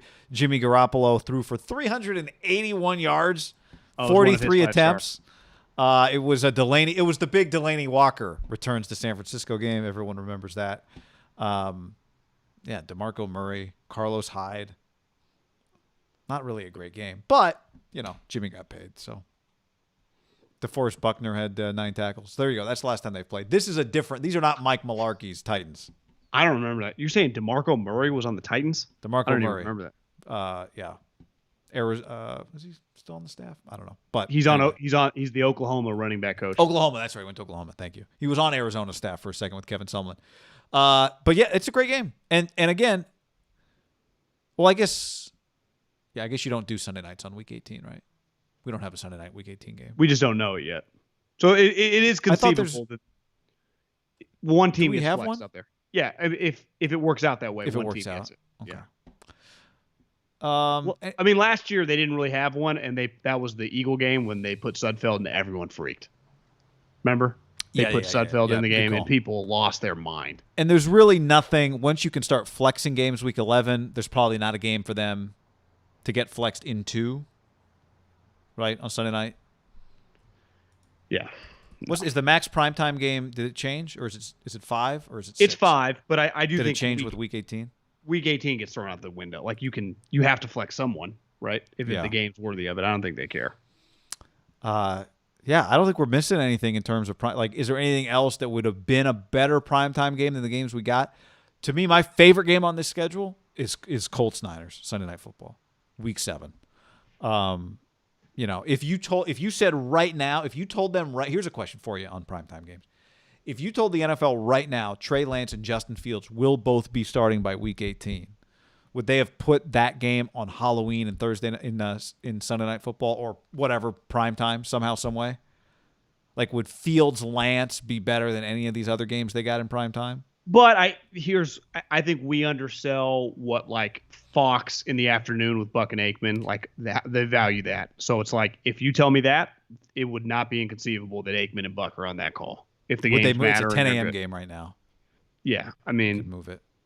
Yeah, I don't know all the rules, but listen, Seattle 49ers has just been going longer, right? This decade since Pete Carroll's been there. But I am more excited to watch Stafford Niners because I do know what Russell and Seattle, like that game's going to be awesome. They're both, the two Seattle games are just heavyweight fights. But like, are the Rams just dramatically better with Stafford? Yes. Like that is, I'm fired up for that. Just those two games. Yeah, I'm with you. Like I was cool with it just because it was Kyle, but once the game started, like I think it has a little more juice now with the better quarterback. Well, it's what makes it scary is it's like, oh, McVay hasn't even been playing with like his best yet. Well, I think Kyle would say neither have I. Yeah, we would say that. And that's where Trey Lance comes in. He'd be like, well, you guys both traded 2 net ones. Let's see who's guy's better. Mm-hmm. That'll be part of the story. Should you have made that deal? That's the other question here, which we'll get to, is like, are we going to look back on this schedule and go, oh, that's when Trey Lance debuted as the Niners quarterback? Or is it Week 18, season's been decided, playoff spots are wrapped up, let's give him his Mahomes game? Yeah, I mean, I would say of all the Niners talking points, that's just complete the greatest hypothetical that you're just talking out of your – you have no clue. I mean, we were going to talk about that next. Yeah, I mean, let's do it. Oh, okay. It's just making sure we're on the same page there. I'm not opposed to hypotheticals, as Jim Harbaugh once said. Hypotheticals? That's what he said. I don't know. And then he just mumbled. I don't know. Hypotheticals? Before we go on, let's tell the people about netsuite.com/ham. netsuite.com/ham. If you're still running your business on QuickBooks, more like quicksand. Zing! The bigger your company grows, the faster you sink with outdated software that just can't keep up. You don't have time to spend dealing with manual processes, multiple systems, delays, scrambling to get the numbers you need. It's time to get on solid ground, John. Yep, guy. NetSuite helps you automate your key business processes, like I says. Close your books in fraction of the time. Think days, not weeks. In fact, 93% of surveyed organizations increase visibility and control over their business since making the switch from QuickBooks to NetSuite. Right now, NetSuite is offering a one-of-a-kind financing program only for those ready to graduate. That's the key. Graduate. Get to the next level. Head to NetSuite. That's netsuite.com/ham. Special financing for you graduates at netsuite.com/ham. netsuite.com/ham. All right. Is there a Trey Lance landing spot that makes sense in the Niners schedule? And I think, what most people would say? Yeah, week one. Yeah. I wouldn't be opposed. Can you look at a schedule that way? That's part of the question here. I've never talked to a head coach about this. I would be fascinated. Brian Flores, for those that knew him, like had they thought all along. I think in recent memory, if I just think about the rookie quarterbacks, several of them ended up starting just immediately. And I think there are a couple guys that jump out. Jared Goff, remember, was like halfway through the season. He kind of came in. Jameis day one. Wentz day one. Herbert week 2, but it was kind of by accident. Remember, Baker Mayfield was several games in. I think Tyrod Taylor was on the Browns. Remember, he got hurt at a halftime of like a Thursday night game, and they brought him in.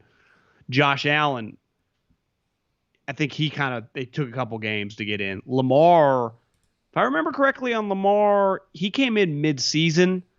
I do think it matters how you're playing, who your guy is. I think Jimmy's the ultimate wild card.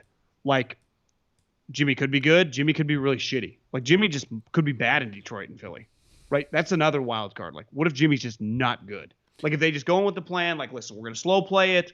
We don't want to rush him. And then Jimmy just plays poorly.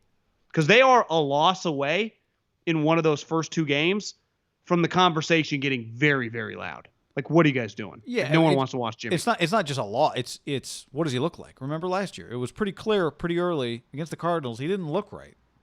Just done right there. That's all it takes, win or lose.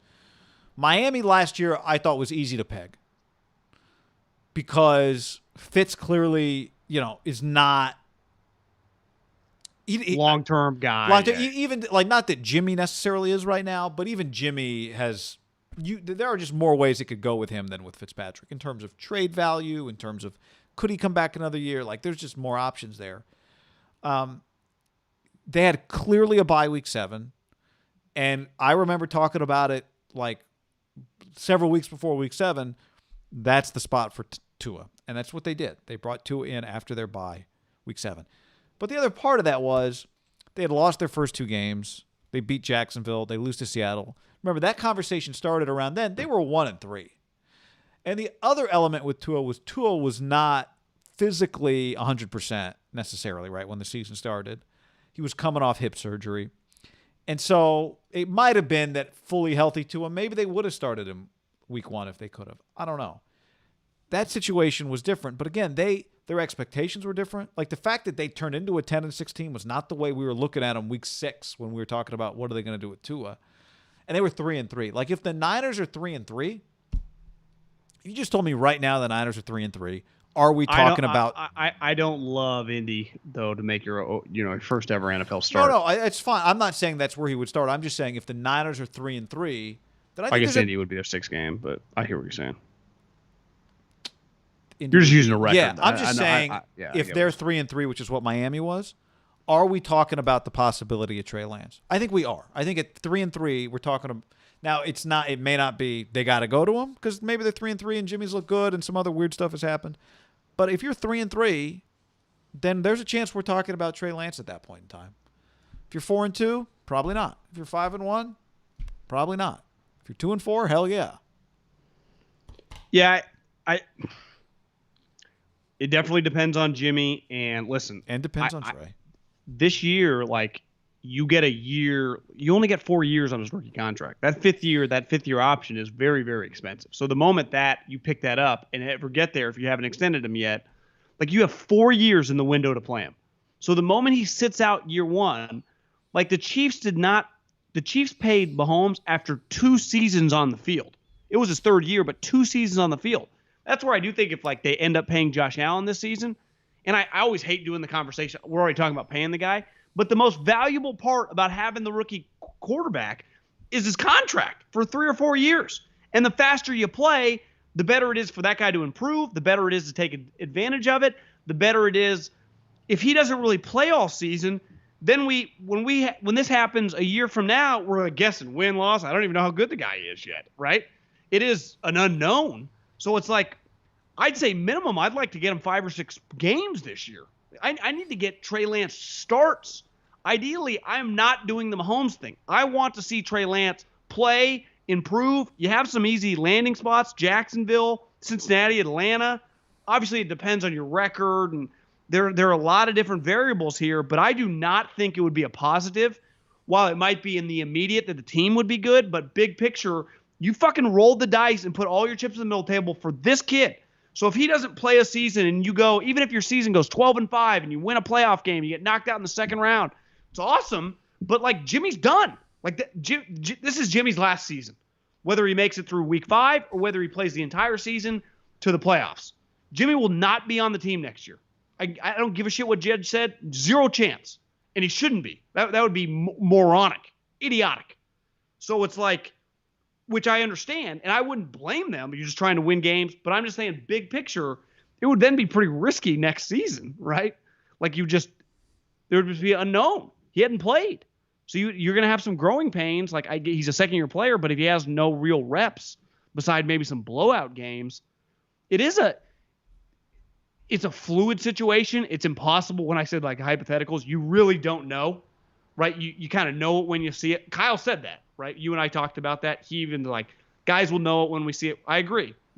And what he was saying was we'll know it. We'll know when it's time for him to compete with Jimmy, not even when we know it's time for him to take the job. But the problem is, okay, let's say they know that by week 1. Okay, but Jimmy's then solid and just keeps on playing. They keep winning and competing and things are going well. You're not just – I don't think if they're competitive, and when I say competitive, on their standard where they're competing to get back to the 1 seed or competing for the division all season long and they're 8-2 or 7-4, just have winning records, do you think they would just – and Jimmy's doing fine, just bench Jimmy Garoppolo? I have a hard time seeing that on a week. On a Monday. Yeah, I mean, going into the week. I don't think it's out of the realm of possibility if they think Trey would be ready to give them something Jimmy doesn't give them. So if they're 9-3 and things are just going well and Jimmy's just looking like 2019, not super special, but definitely not bad, you could envision them just benching Jimmy Garoppolo on a Monday? I'm not saying I envision it. I'm just saying I think there's a way to do it if Trey Lance, if you think he's ready to play. That's what it's about.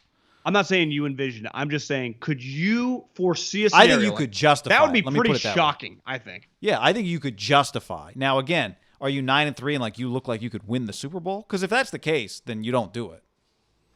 But that's what I'm saying. That's the problem. Yeah, but if you're 9-3 and you're remember the Packers a few years ago, but they had Rodgers. That's a bad example. It was that team can't win the Super Bowl. 9-3 makes it really. 9-3, you probably can't do it. But what about 7-5, which is still pretty good? 7-5 is easier for sure. But I think part of the evaluation is okay, you went to a Super Bowl a few years ago with a better team around your quarterback who didn't have to carry you. Do you look at it? And this is kind of why the Niners stuck with Kaepernick over Alex, right? It was well, we know what Alex can give us, but we think the high end of Colin is ultimately what can get us to the Super Bowl. Now, again, that team was really, really good in a lot of other areas too. But this team has the potential to be really good in a lot of areas. So to me, it's as simple as okay, 9-3, but are we at our ceiling? Are we capped here? Are we going to need to be better in order to actually finish this off? That's where I would say, just thinking about just because it is a complicated scenario and just situation. I think you throw him into games throughout the season, even if Jimmy's rolling. Expect them to. And there are going to be times where he gets a series, just run with the offense, right? He gets treated just uniquely. It's not this is stupid. No, you treat him you get to do whatever you want because the price you paid for him established that Jimmy doesn't get to say a peep. There's no good way to do it. It's hard. Yeah, that's what I'm saying. Unless your guy's ready. The whole situation is complicated. The only way it's good is if your guy's just ready to be if Trey Lance is ready to be better than Jimmy Garoppolo or as good and can do some things ceiling-wise that Jimmy can't do. And but I think Miami in hindsight, I kind of thought the situation was poorly. I didn't think it was great last year, but in hindsight, it's really hard to do it. And they still managed to win 10 games. So what? Really, when you look back, right? This is your point. Do you look back and go, Miami missed their shot to make the playoffs? And do what? In hindsight, they had part of it too was they had to see Tua because making the playoffs making the playoffs is a big deal for a franchise like that. It is, but the other factor, right, was the thing that made it so weird. They had the Texans pick, which was clearly going to be in range to get a quarter. They had to see Tua last year. You're right. Right, Kansas City wanted to see Mahomes. They didn't have to see him in the way that Miami had to see Tua last year. Yeah. But in the end, was whatever. Let's use that. Is Tua traumatized from that experience last year? In the Kansas City scenario where you're winning the division, you're an 11-12 win team, your quarterback's having a fantastic year. Look, Mahomes wasn't coming in those games. He was just sitting on the sideline learning. Yep. In that scenario, let's say the Niners, like the Chiefs, are just on a way to win 11 or 12 games, and they're going to win the division. I still think, unlike Mahomes, where he just sat and learned, I think you got to throw Trey into some of these moments. What do you think about that? Yeah, I agree with that. I think you got to have him in the game plan. Yeah. Just Kaepernick had some of that stuff. That's the beauty, is that he can do things the other guy can't do. I think Lamar did too. They're not redundant. Him and Jimmy are not redundant, but it's you don't want Trey Lance just out there running around. You want him to throw the football, right? You want him to do some of that stuff. That's what I'm saying. He gets series. Yeah, I think, given a few things, his experience. I know he hasn't played a lot of football. I know he hasn't played FBS football, but he has like the thing that Kyle Shanahan quarterbacks need. He has some experience just in being in control of an offense and doing some of the stuff Kyle requires. He goes under center. He runs play actions. Like, he's done some of it. Like, going under center is a big deal for college quarterbacks. It's a huge. Yeah. Remember Goff? Goff had never done it when he got to the NFL. And wasn't the first camp like he was fumbling snaps and it was bad? I think Kyle said when he coached the Senior Bowl and they got all the quarterbacks, he said, "Raise your hand if you've ever been under center." And no one raised their hand. So I think the combination of that, I think the combination of Garoppolo's injury history, not that I'm predicting an injury, but the combination of the fact that Garoppolo didn't look good. I know it's just 1 week, but didn't look great against Arizona. I would not be surprised to see Trey Lance as the starter earlier rather than later this year, given those three factors. Yeah. Now we won't. I would imagine like Detroit, Jimmy's, is close to a lock of being a starter as anyone who's not like a quote unquote franchise quarterback. But I will be stunned if Trey Lance ain't getting snaps week 1. That might be 2. It might be 5. Could be 3. Mm-hmm. I will be shocked. As we sit here today, May 12th, I know nothing whether he can even complete some of their routes. I bet he plays some snaps in that game. I think it's a good prediction. And I think last year, maybe we can read something into the way it played out at the end of the year. Jimmy Garoppolo and Trey Lance are not Nick Mullins and C.J. Beathard. And the Niners were 5-9 when C.J. Beathard took over for Nick Mullins, right? But we just saw when Kyle thinks he should be getting more out of his quarterbacks, he makes changes even if we think it's not. It's moving around deck chairs on the Titanic. One thing I will say, though, even Mullins and CJ is like they were way more comfortable with everything going on in an NFL game, just the speed of it all, than Trey would be like his first start. Now, it doesn't mean they're not any good, but it just you can be overwhelmed as a rookie even if you're really talented. I bet if we went back and like looked at Michael Vick's first start, like he might just be running around. Like it's a lot going on. Yeah, Yeah. Whoever you're playing, if you're playing Seattle or Arizona, J.J. Watt and Chandler Jones don't look like whoever South Dakota State's rolling out, right? That's true. I did see, and you and I are going to do a Trey Lance thing later, future date. There are some plays at North Dakota State that are sacks in the NFL that turned into sweet plays for Trey Lance, But that's every rookie, right? Think of who's been the best rookie like the last decade. I remember when I was in the league watching like rookie quarterback, like Cam Newton, his rookie year was all over the map. I mean, Herbert. Jameis. I mean, all these guys. Wentz. Herbert probably been the best rookie. Oh, yeah, by far. But they didn't win many games. No. It wasn't his fault always, but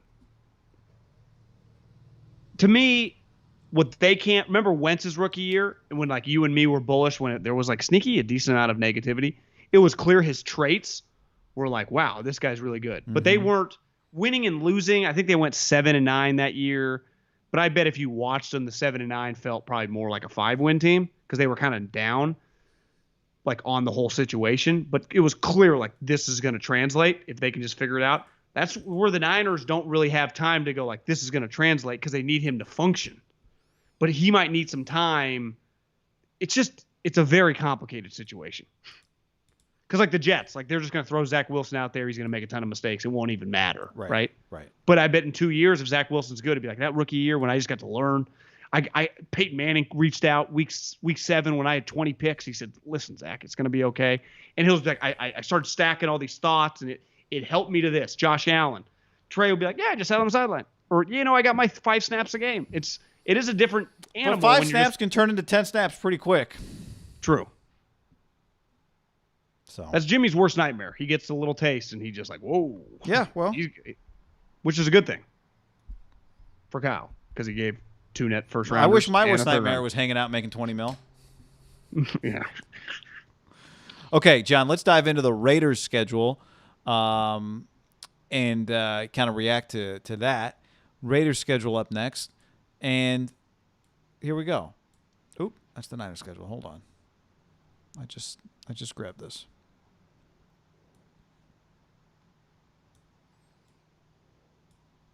This is the Raiders' schedule. Bum, bum, bum, bum, bum, bum, bum, bum. Let me make a note here. Want us to redo that start? Yeah. No, I'm just making a note where to edit that out in the podcast. All right, here we go. John, let's take a look at the Raiders' schedule now. Here's what it looks like. They start on Monday Night Football, and we were texting we were talking about the other day, and you said, I think the Raiders are going to get Monday Night Football after the Rams got Sunday Night Football, new stadium. Ravens, awesome Monday night opponent. This is a really cool game. At the Steelers week 2, a 10 a.m. game. The Dolphins week 3, Monday Night Football again at the Chargers week 4. So this is 2 Monday night games in the first month of the season for the Raiders. That's pretty cool. Bears at Denver, Philly before the bye at the Giants, Kansas City, Sunday Night Football week 10. That's an inflexible week, so that game is locked in. Then Cincy at Dallas, Washington at Kansas City. The Cleveland game on the road is TBD. Could end up on a Saturday there, week 15. Denver, Indy, and the Chargers. So that's the schedule. Well, the thing that really jumps out to me, Guy, is week 1, Monday night, a lot of eyeballs, right? The hype of just opening weekend of the NFL is a big deal. And that Monday night game, especially now, smart move by ESPN, just go all in on one game. Yeah. Even though I never complain with the doubleheaders, but it always felt like they kind of split the baby. Like it was like 2 random games instead of just, this is a big boy game. When I say a big boy game, partly because the fucking Ravens, they've been, I bet if we look at the records the last 3 years, beside probably the Chiefs and maybe the Packers, there aren't teams with better records than the last 3 years. They've won a ton of games. Like the Raiders are not their equal. Now they struggle in the playoffs, the Ravens, even though I think they finally won a playoff game this year against Titans, but they are a powerhouse regular season game or team. Why? How do you prepare for Lamar Jackson? Like he can do things that, remember the Niners season when they go into that game 8-0. They might have, maybe they were 9-0. Maybe they had lost to Seattle, but I just remember being in Hawaii and it was a pouring rain in Baltimore, and you just can't prepare. You just run around like, and at the time the Niners had the best defensive line in the league, and he still made them look foolish. Yeah, that's just a really Niners tough were 10-1 matchup. going into that game. The Raiders, I mean, their but linebacking. Can you argue play, if you got to do that, to do it week 1 to give yourself some time? Totally. But my point is just that's a tough. Like it could just, you might lose by a couple touchdowns and be a solid team. But the problem is, guy, the next week you got a short week going to Pittsburgh. Like you're going back-to-back teams that just won 11 games. Pittsburgh, I think, won 13. But you know what I'm saying? Like these 2 teams go to the playoffs every year. That's a tough opening stretch. And Miami did beat them at the end of the last season. Now, granted, it was when they yanked Tua, put Fitzpatrick in, and hit those plays at the end of the game. But still, like, if we just went player for player on the roster, like Miami's roster and the Raiders roster, probably pretty close to equals, right? And you'd say right now everyone's picking Brian Flores as a better coach than Gruden. And the Chargers, like, that's a winnable game, but that's just everyone listen to this, just AFC West. Like when I watch them, beside the Chiefs, like the Broncos, Raiders, and Chargers, they all play relatively close games against each other. Yeah, I think this is where for the Raiders, Gus Bradley, like the first 4 weeks of the season, these are Gus Bradley games. I know the Raiders can score points. Okay, I know they. Would you say 2-2 would be a they would sign up for that right now? Yes. Yep. You would sign up for 2-2. But all right, here we go. Gus Bradley's had all off season to prepare for Lamar Jackson now. What do you got? Monday Night Football. Because to me, if they play well in that game, and really, I mean, you could win that game 45-40. It doesn't matter. You find a way to win that game. It kind of feels bigly. Mark Davis is going to come out. It'd be a huge his win. First game that he's attended. I've been waiting for all you fans. John, I've been to that stadium. I did a UNLV game there 2 days after Thanksgiving. It's an awesome stadium. Like, it's a really cool stadium. So I think the place is going to be. It looks to me like it could get loud there, just based on like the seats all feel kind of close to the stadium, to the field. So I think it's going to look sweet. You're right. And this is kind of like the Niners-Titans game, just a weird, in a good way, unfamiliar. You don't get to see these 2 teams play each other that much. But I think this is the first 4 weeks of the season are about Gus Bradley. He gets Pittsburgh. He gets Miami, okay? And then he gets the guy that he practiced against every week last year, Justin Herbert. So I think there's a lot here for him. I think it's about him. And if he gets Fields week 5, great. But it's about him. I don't doubt. I think the Raiders offense can hang with the Ravens offense. I think the Raiders offense can hang with the Steelers or even the Chargers or the Dolphins. Like the Raiders, this is Gus Bradley into the fire, from the frying pan into the fire, out of the jump. And I think we'll feel pretty early like we got a handle on, is the Raiders defense better this year? Because if it is, okay, you got to now you can go make the playoffs. Go take a step finally. I would say the Raiders defense that we've witnessed just over the last decade, Lamar Jackson is 100% the last guy that they would ever want to face, right? Because they're so slow and they just never get like a guy like that's just a rough. If they beat Baltimore week 1, probably the Chiefs, when they beat the Chiefs last year, that was a big game, right? Remember Gruden was mad. They were driving him around the parking lot and he was getting pissed. It would probably be a second biggest win since he came back as a Raider coach, right? If I give him the Chiefs divisional game, that was a big deal at Arrowhead. But if you wanted to factor in, like, Corona, the game ended up not mattering. Like week 1 at home against in a packed house, when you factor in like business elements, like in Vegas, the buzz, obviously the Ravens, like people in Vegas gamble, like clearly they understand the Ravens. I bet their over under is like 11.5 or 11. It'd feel huge, would it not? I would say of all the week 1 games we've talked about, if the Raiders beat the Ravens, that Browns would feel, beating the Chiefs. I'd say this: the Browns were in the playoffs last year and won a playoff game. It would feel big, but I'd say the Raiders haven't sniffed the playoffs since Gruden's been back. Yeah, it's semantics. I mean, we can nitpick it, but that would feel massive. Like he just beat Lamar Jackson and did it at home in front of a crowd. Yeah, like the Vegas Knights went to the Stanley Cup Finals their first year. Big deal. Was a big deal. Because to me, you lose that game, and all of a sudden it's like, oh my, must win at Pittsburgh. Yeah, I mean, look, you could beat. When I say must win, I just beat mean Miami and the Chargers and be 2-2, and then beat the Bears and be 3-2. But you don't want to start 0-2. No, especially against AFC playoff teams. Yeah, so that's where these games matter with Pittsburgh and Baltimore. I would bet $10,000 that one of those two teams is a playoff team. But when you're playing them both, it'll be talked about like these two teams are going to be playoff teams, and more than likely they both will be. So worst case scenario, you just split. You have a win over an AFC playoff team. Yeah. Because remember last year's we came down the stretch, Miami, Indy, all we kept talking about, like tiebreakers, and then both those teams beat the Raiders. Well, look at the end of the Raiders schedule, John. Week 14 at Kansas City, Week 15 at Cleveland, Week 16 Denver, Week 17 at Indy, Week 18 the Chargers. That's pretty difficult. Well, Dubois tweeted out earlier today, and again, it's just on paper in May. Things change dramatically fast in the NFL. They have the toughest schedule on paper. And just based honestly, on last guys, year's win percentages? My eyes never left the top half. That final stretch, I'd even throw in Washington. Guy, You're right. They were a playoff team. They play the Cowboys at Dallas then? Thanksgiving game. That's a big Thanksgiving game. I mean, those 7 games to end the season then? You're right. I didn't even know. John, Thanksgiving? That's a pretty big moment. All right. That's a pretty cool game. Guess we'll be streaming that night. That's a cool game. That's a cool game. That's a really cool game. At Dallas, Washington, at Kansas City, at Cleveland. Okay, so there's 3 road games in 4 weeks. That's tough. Denver, at Indy, and the Chargers. I mean, these are, especially that last stretch, take out the Dallas, Washington. Those are all now, that's all AFC games to finish the season. Last 5 weeks of the season are AFC games. Well, here's what I know. And do you want, by the way, are you rooting for the Cleveland game to be moved to a Saturday so you're coming from Kansas City on a short week to go play the Browns? No. Here's what I know 100%. If it comes out over the next month that like the Packers and Rodgers are at an impasse, that he told them it's never going to happen, and Denver is getting seriously involved, the Raiders just have to trade for him. Because if I told you that Aaron Rodgers ends up on the Broncos, you look at this schedule dramatically different, right? You're saying you trade for Aaron Rodgers only as a block? But partly you just need Aaron Rodgers, but two, like you can't let. I mean, you could take him. Don't get me wrong. I'm not saying you. But can you let Aaron Rodgers go to the Broncos? If No. I tell you he's on the Broncos, how hard does the schedule look? Really hard. I mean, the Bengals game and the Giants games and the Philly game. It's about it. I even say, I think you're underselling. Like the Giants have a good defense.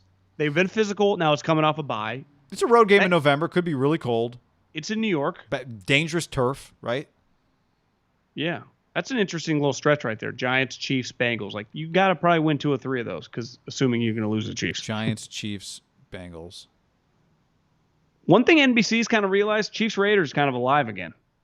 Just when they play each other, the games are fun. Yeah, that first one's Sunday night and the second one's CBS, although 10 a.m., but could get moved. Or it doesn't have to be, I guess. Yeah, it could be like a Spiritus. This is a really good schedule, like from an I agree. entertainment standpoint. So if you completely bought Raiders, if you're in Vegas, your home games are we already knew the games, but I'm just reading them back. Pittsburgh, Chargers, Broncos, Giants, Cowboys, Chiefs, Browns, Colts. You know what'll be interesting is like, what does that Cowboys game look like? Oh, I'm sorry. I just read all the road games. I'm sorry. If you bought tickets, you get Ravens, Dolphins, Bears, Eagles, Chiefs, obviously, Bengals, WFT, and Denver, and the Chargers. That's pretty good. You get the Ravens. To me, those first 3 home When games, you read the road schedule, I was like, damn, this is an unreal home. Their road schedule is sweet. It is. You're talking When from you an read their road entertainment schedule, I was standpoint.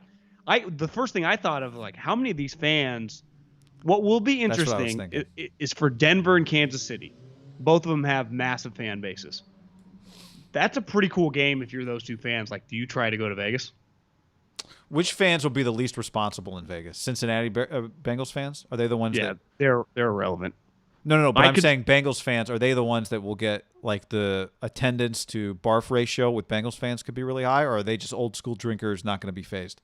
Yeah, I feel like a lot of beer Bengals fans, and then they're going to get to Vegas and start drinking hard alcohol. They could be barfing all over the place on Sunday. I don't just know if there's enough of them to really you would even notice. Like, I'm thinking of a franchise with a lot. Like the Bears.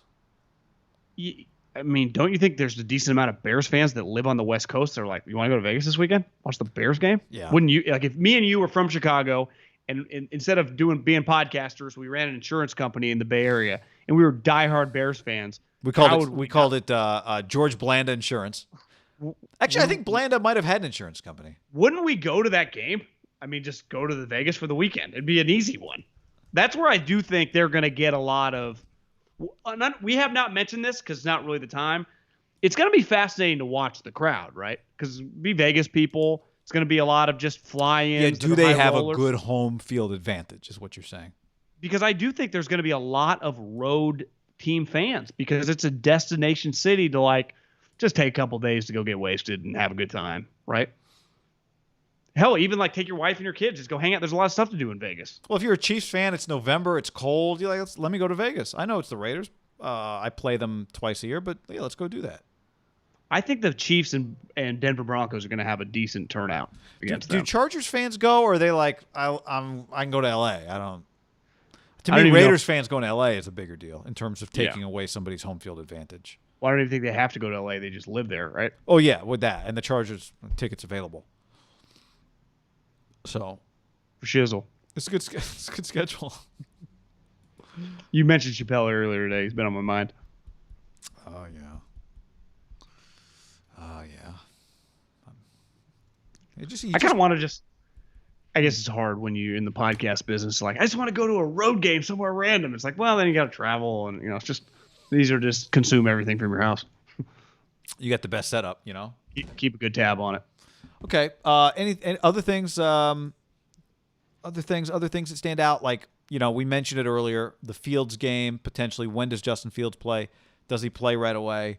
That's an interesting part of the schedule. We mentioned earlier. Give me a reason to not like the Vikings. Joe on YouTube said the O-line is bad and their defense stinks. I mean, look, their defense was bad last year, and what'd they do? Would they go 7-9 with a bad O-line and remember their corners had like a combined 9 total starts in the NFL or something, or maybe there was their whole defensive backfield was inexperienced, and it blew up on them the Yannick trade, and they still went 7-9. Yeah, that's what I'm saying. So Austin on YouTube says, we breaking down NFL schedule 4 months before the season starts. Laughy emoji. You're damn right. And we would have done it 5 months ahead if they'd done it 5 months ahead. RM says, Niners, some would say the Jacksonville game would be rough travel-wise. It is. Do you go Youngstown, John, for the first week of the season? Detroit, Philly? I think, you're saying you just, once you play Detroit, you go Youngstown, then go to Philly. Yeah. Yeah. Fern on YouTube says, did you guys see Trey Lance wearing the LA hat? What y'all think about that? Question. I did. I did too. Now, was the hat image reversed because the hat is just like a cool, it's like, a reverse logo hat, or was that just because he's on his phone and it reversed the logo on his hat? I didn't notice that. I'm going to The LA is backwards. Is that how the hat's made, or is it just because he's on his phone and the selfie camera flips the image? That's my question. That's what I think it is for the Santa Clara women's soccer team. Yeah, I didn't watch the video. What was that about? Just a chat? Does he know somebody there?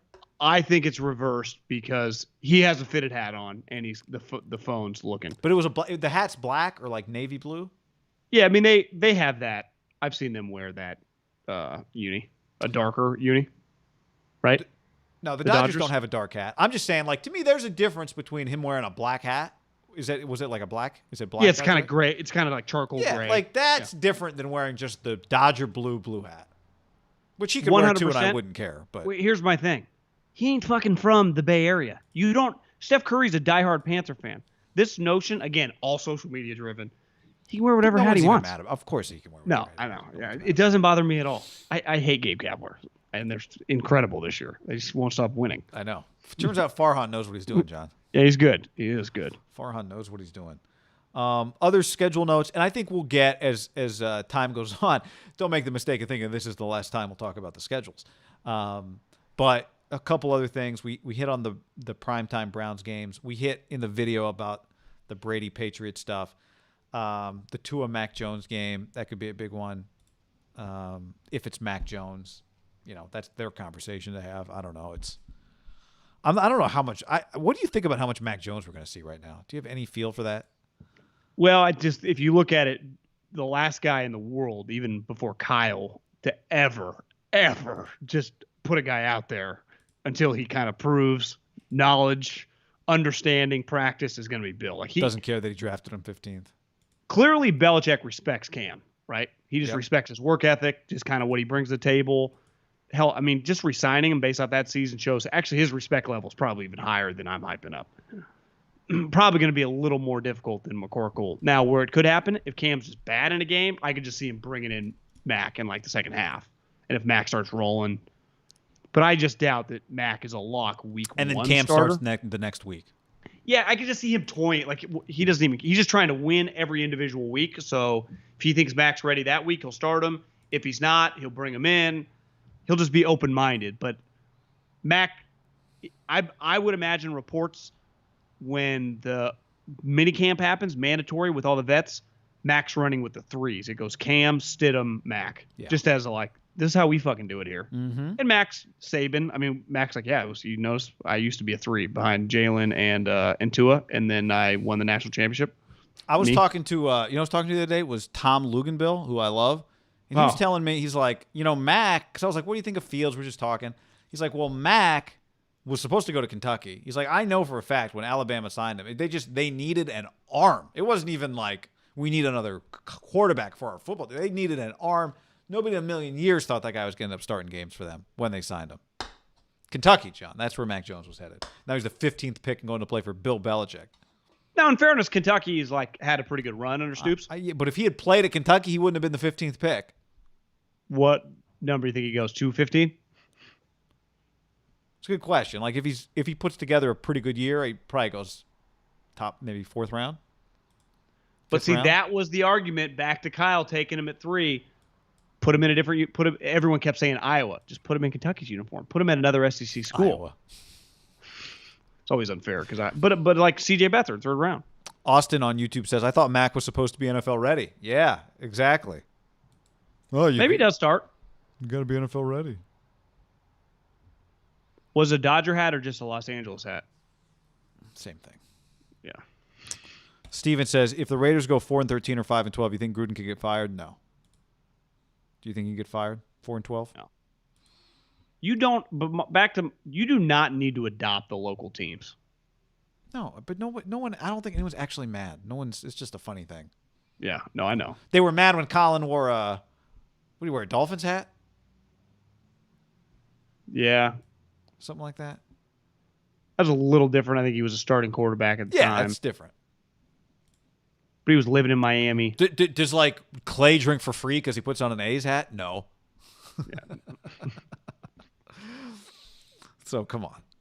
But that's but again, we're like this is what the internet does is you like yell at somebody who doesn't exist, right? Yeah. I don't care. You can wear that hat. It's like, yeah. Blake Bortles, John. You think that's a bad sign? I don't think it's a good sign. I don't know if it's anything, but it sure ain't nothing. That's right. That's perfectly said. It sure, because if you think about it, if you do need to pivot, you need a backup for Jordan Love, right? Slash a guy that if he has to start, he has to start. A backup Pretty for Jordan bad. Love, or you need a starting quarterback. I mean, you can't start Bortles over Jordan Love. I would not feel good. Like, today's a happy day, I'd say, for the majority of franchises out there today. I do not think Packer fans are in a good place right now. Because they're like, Aaron, are you going to tweet anything? Like, are you going to say you're sorry? Are you going to fucking come out and say, hey, no big deal? Are you going to mention anything, or are you just going to stay quiet? Well, that's what I'd be saying if I was a Packer fan. Like, when's this fucking guy going to say something? Is he going to talk? The category of people who keep talking about, like, Schefter as if he broke some rules, like, because he just said what he said on the draft night. It's like, guys, by now, if it was all fake, I think maybe Aaron would have weighed in on it. Hasn't. Likes it. Schefter was pissed. I saw he Instagrammed it. I retweeted it to my story. Like, because I think he's been taking a lot of heat. Yeah, I not from me. Well, no, but I that's where I think you don't, I don't, but I think a lot of people underestimate how massive Packer fans, like, they are everywhere. And right now they're pissed off, and they can't blame Aaron. What are they going to tweet at him, like, F you? No, they want him to come back. They're taking it all out on Shefty when Shefty just broke the story. And as Shefty said on his podcast, which he just tweeted out the sound bites, was people think that I just did it because it was draft day is the dumbest thing I've ever heard in my life. I did it because it was a legit story. Like, I think Shefty's credibility over his career, like, he ain't just doing random things, right? No. It's clearly brewing. And then he got asked at when Bob Baffert's feeding his, horse steroids, and what did he say to Tirico? He's like, shitty the situation. Yeah, I'm sorry. Like, yeah. I love Green Bay, the city, because to me, here would be one. The moment the story went viral about him talking mad shit, one, he wants the guy fired. Two, he's making fun of him. That would have been one where, like, Kevin Durant type player, who I think Aaron kind of is, would have just quoted a tweet, been like, this is the dumbest thing I've ever read. He hasn't done any of that. Now, maybe he likes it all just out there in the ether, because I probably would if I was him. But that would have been one if I didn't have an issue with Gudikins. I'd be like, this is why would you do this to your team and your teammates and your organization if this wasn't real? One thing I read today was, like, he's told guys on his team to, like, get together and all join forces. I'm like, that's not how the NFL works. What, like play on another team? Yeah, like what Aaron Jones is like, can I get out of my contract? I want to go. Like, that's not how it works. Fellas, we're going to where? Houston? Yeah. Where's everybody going? Denver? You think he's traded? Because it's not going away. I mean, look, I thought Tom was going back till he wasn't. So it's hard. It's really hard to imagine him being traded, though. It is the curveball. If he's going to get traded, it feels like Denver would be the main team trying to get him. I do think the Raiders have to get involved if that's the case. Yeah. Yep. Part of this is how good is Jordan Love? Such a big part of this is Jordan Love any good? Is Jordan Love ready to be an NFL starter? Guy, I watched Devontae. Colin asked him that because he's doing the rounds. He's done like 18 million 10-minute interviews. Yeah, him and John Kuhn. And they basically asked him, and he didn't really know. He's like, honestly, I didn't really watch. He's with the backups. I didn't really watch him. I like the kid. But it wasn't like some ringing endorsement. Like, Devontae didn't go, like, I thought he was really talented. Like, he didn't say any of that. Wait till you guys see him. The way the Chiefs were thinking about Mahomes. All right, for everybody on the stream, hit that like button. Subscribe to the channel. We'll be back on Friday, YouTube, and the pod, mailbag. It was fun, man. It's only just begun. Only just begun. Fun times. Let's get ready for the summer, right into the fall, NFL season. We're just rocking and rolling. All right, everybody. Later.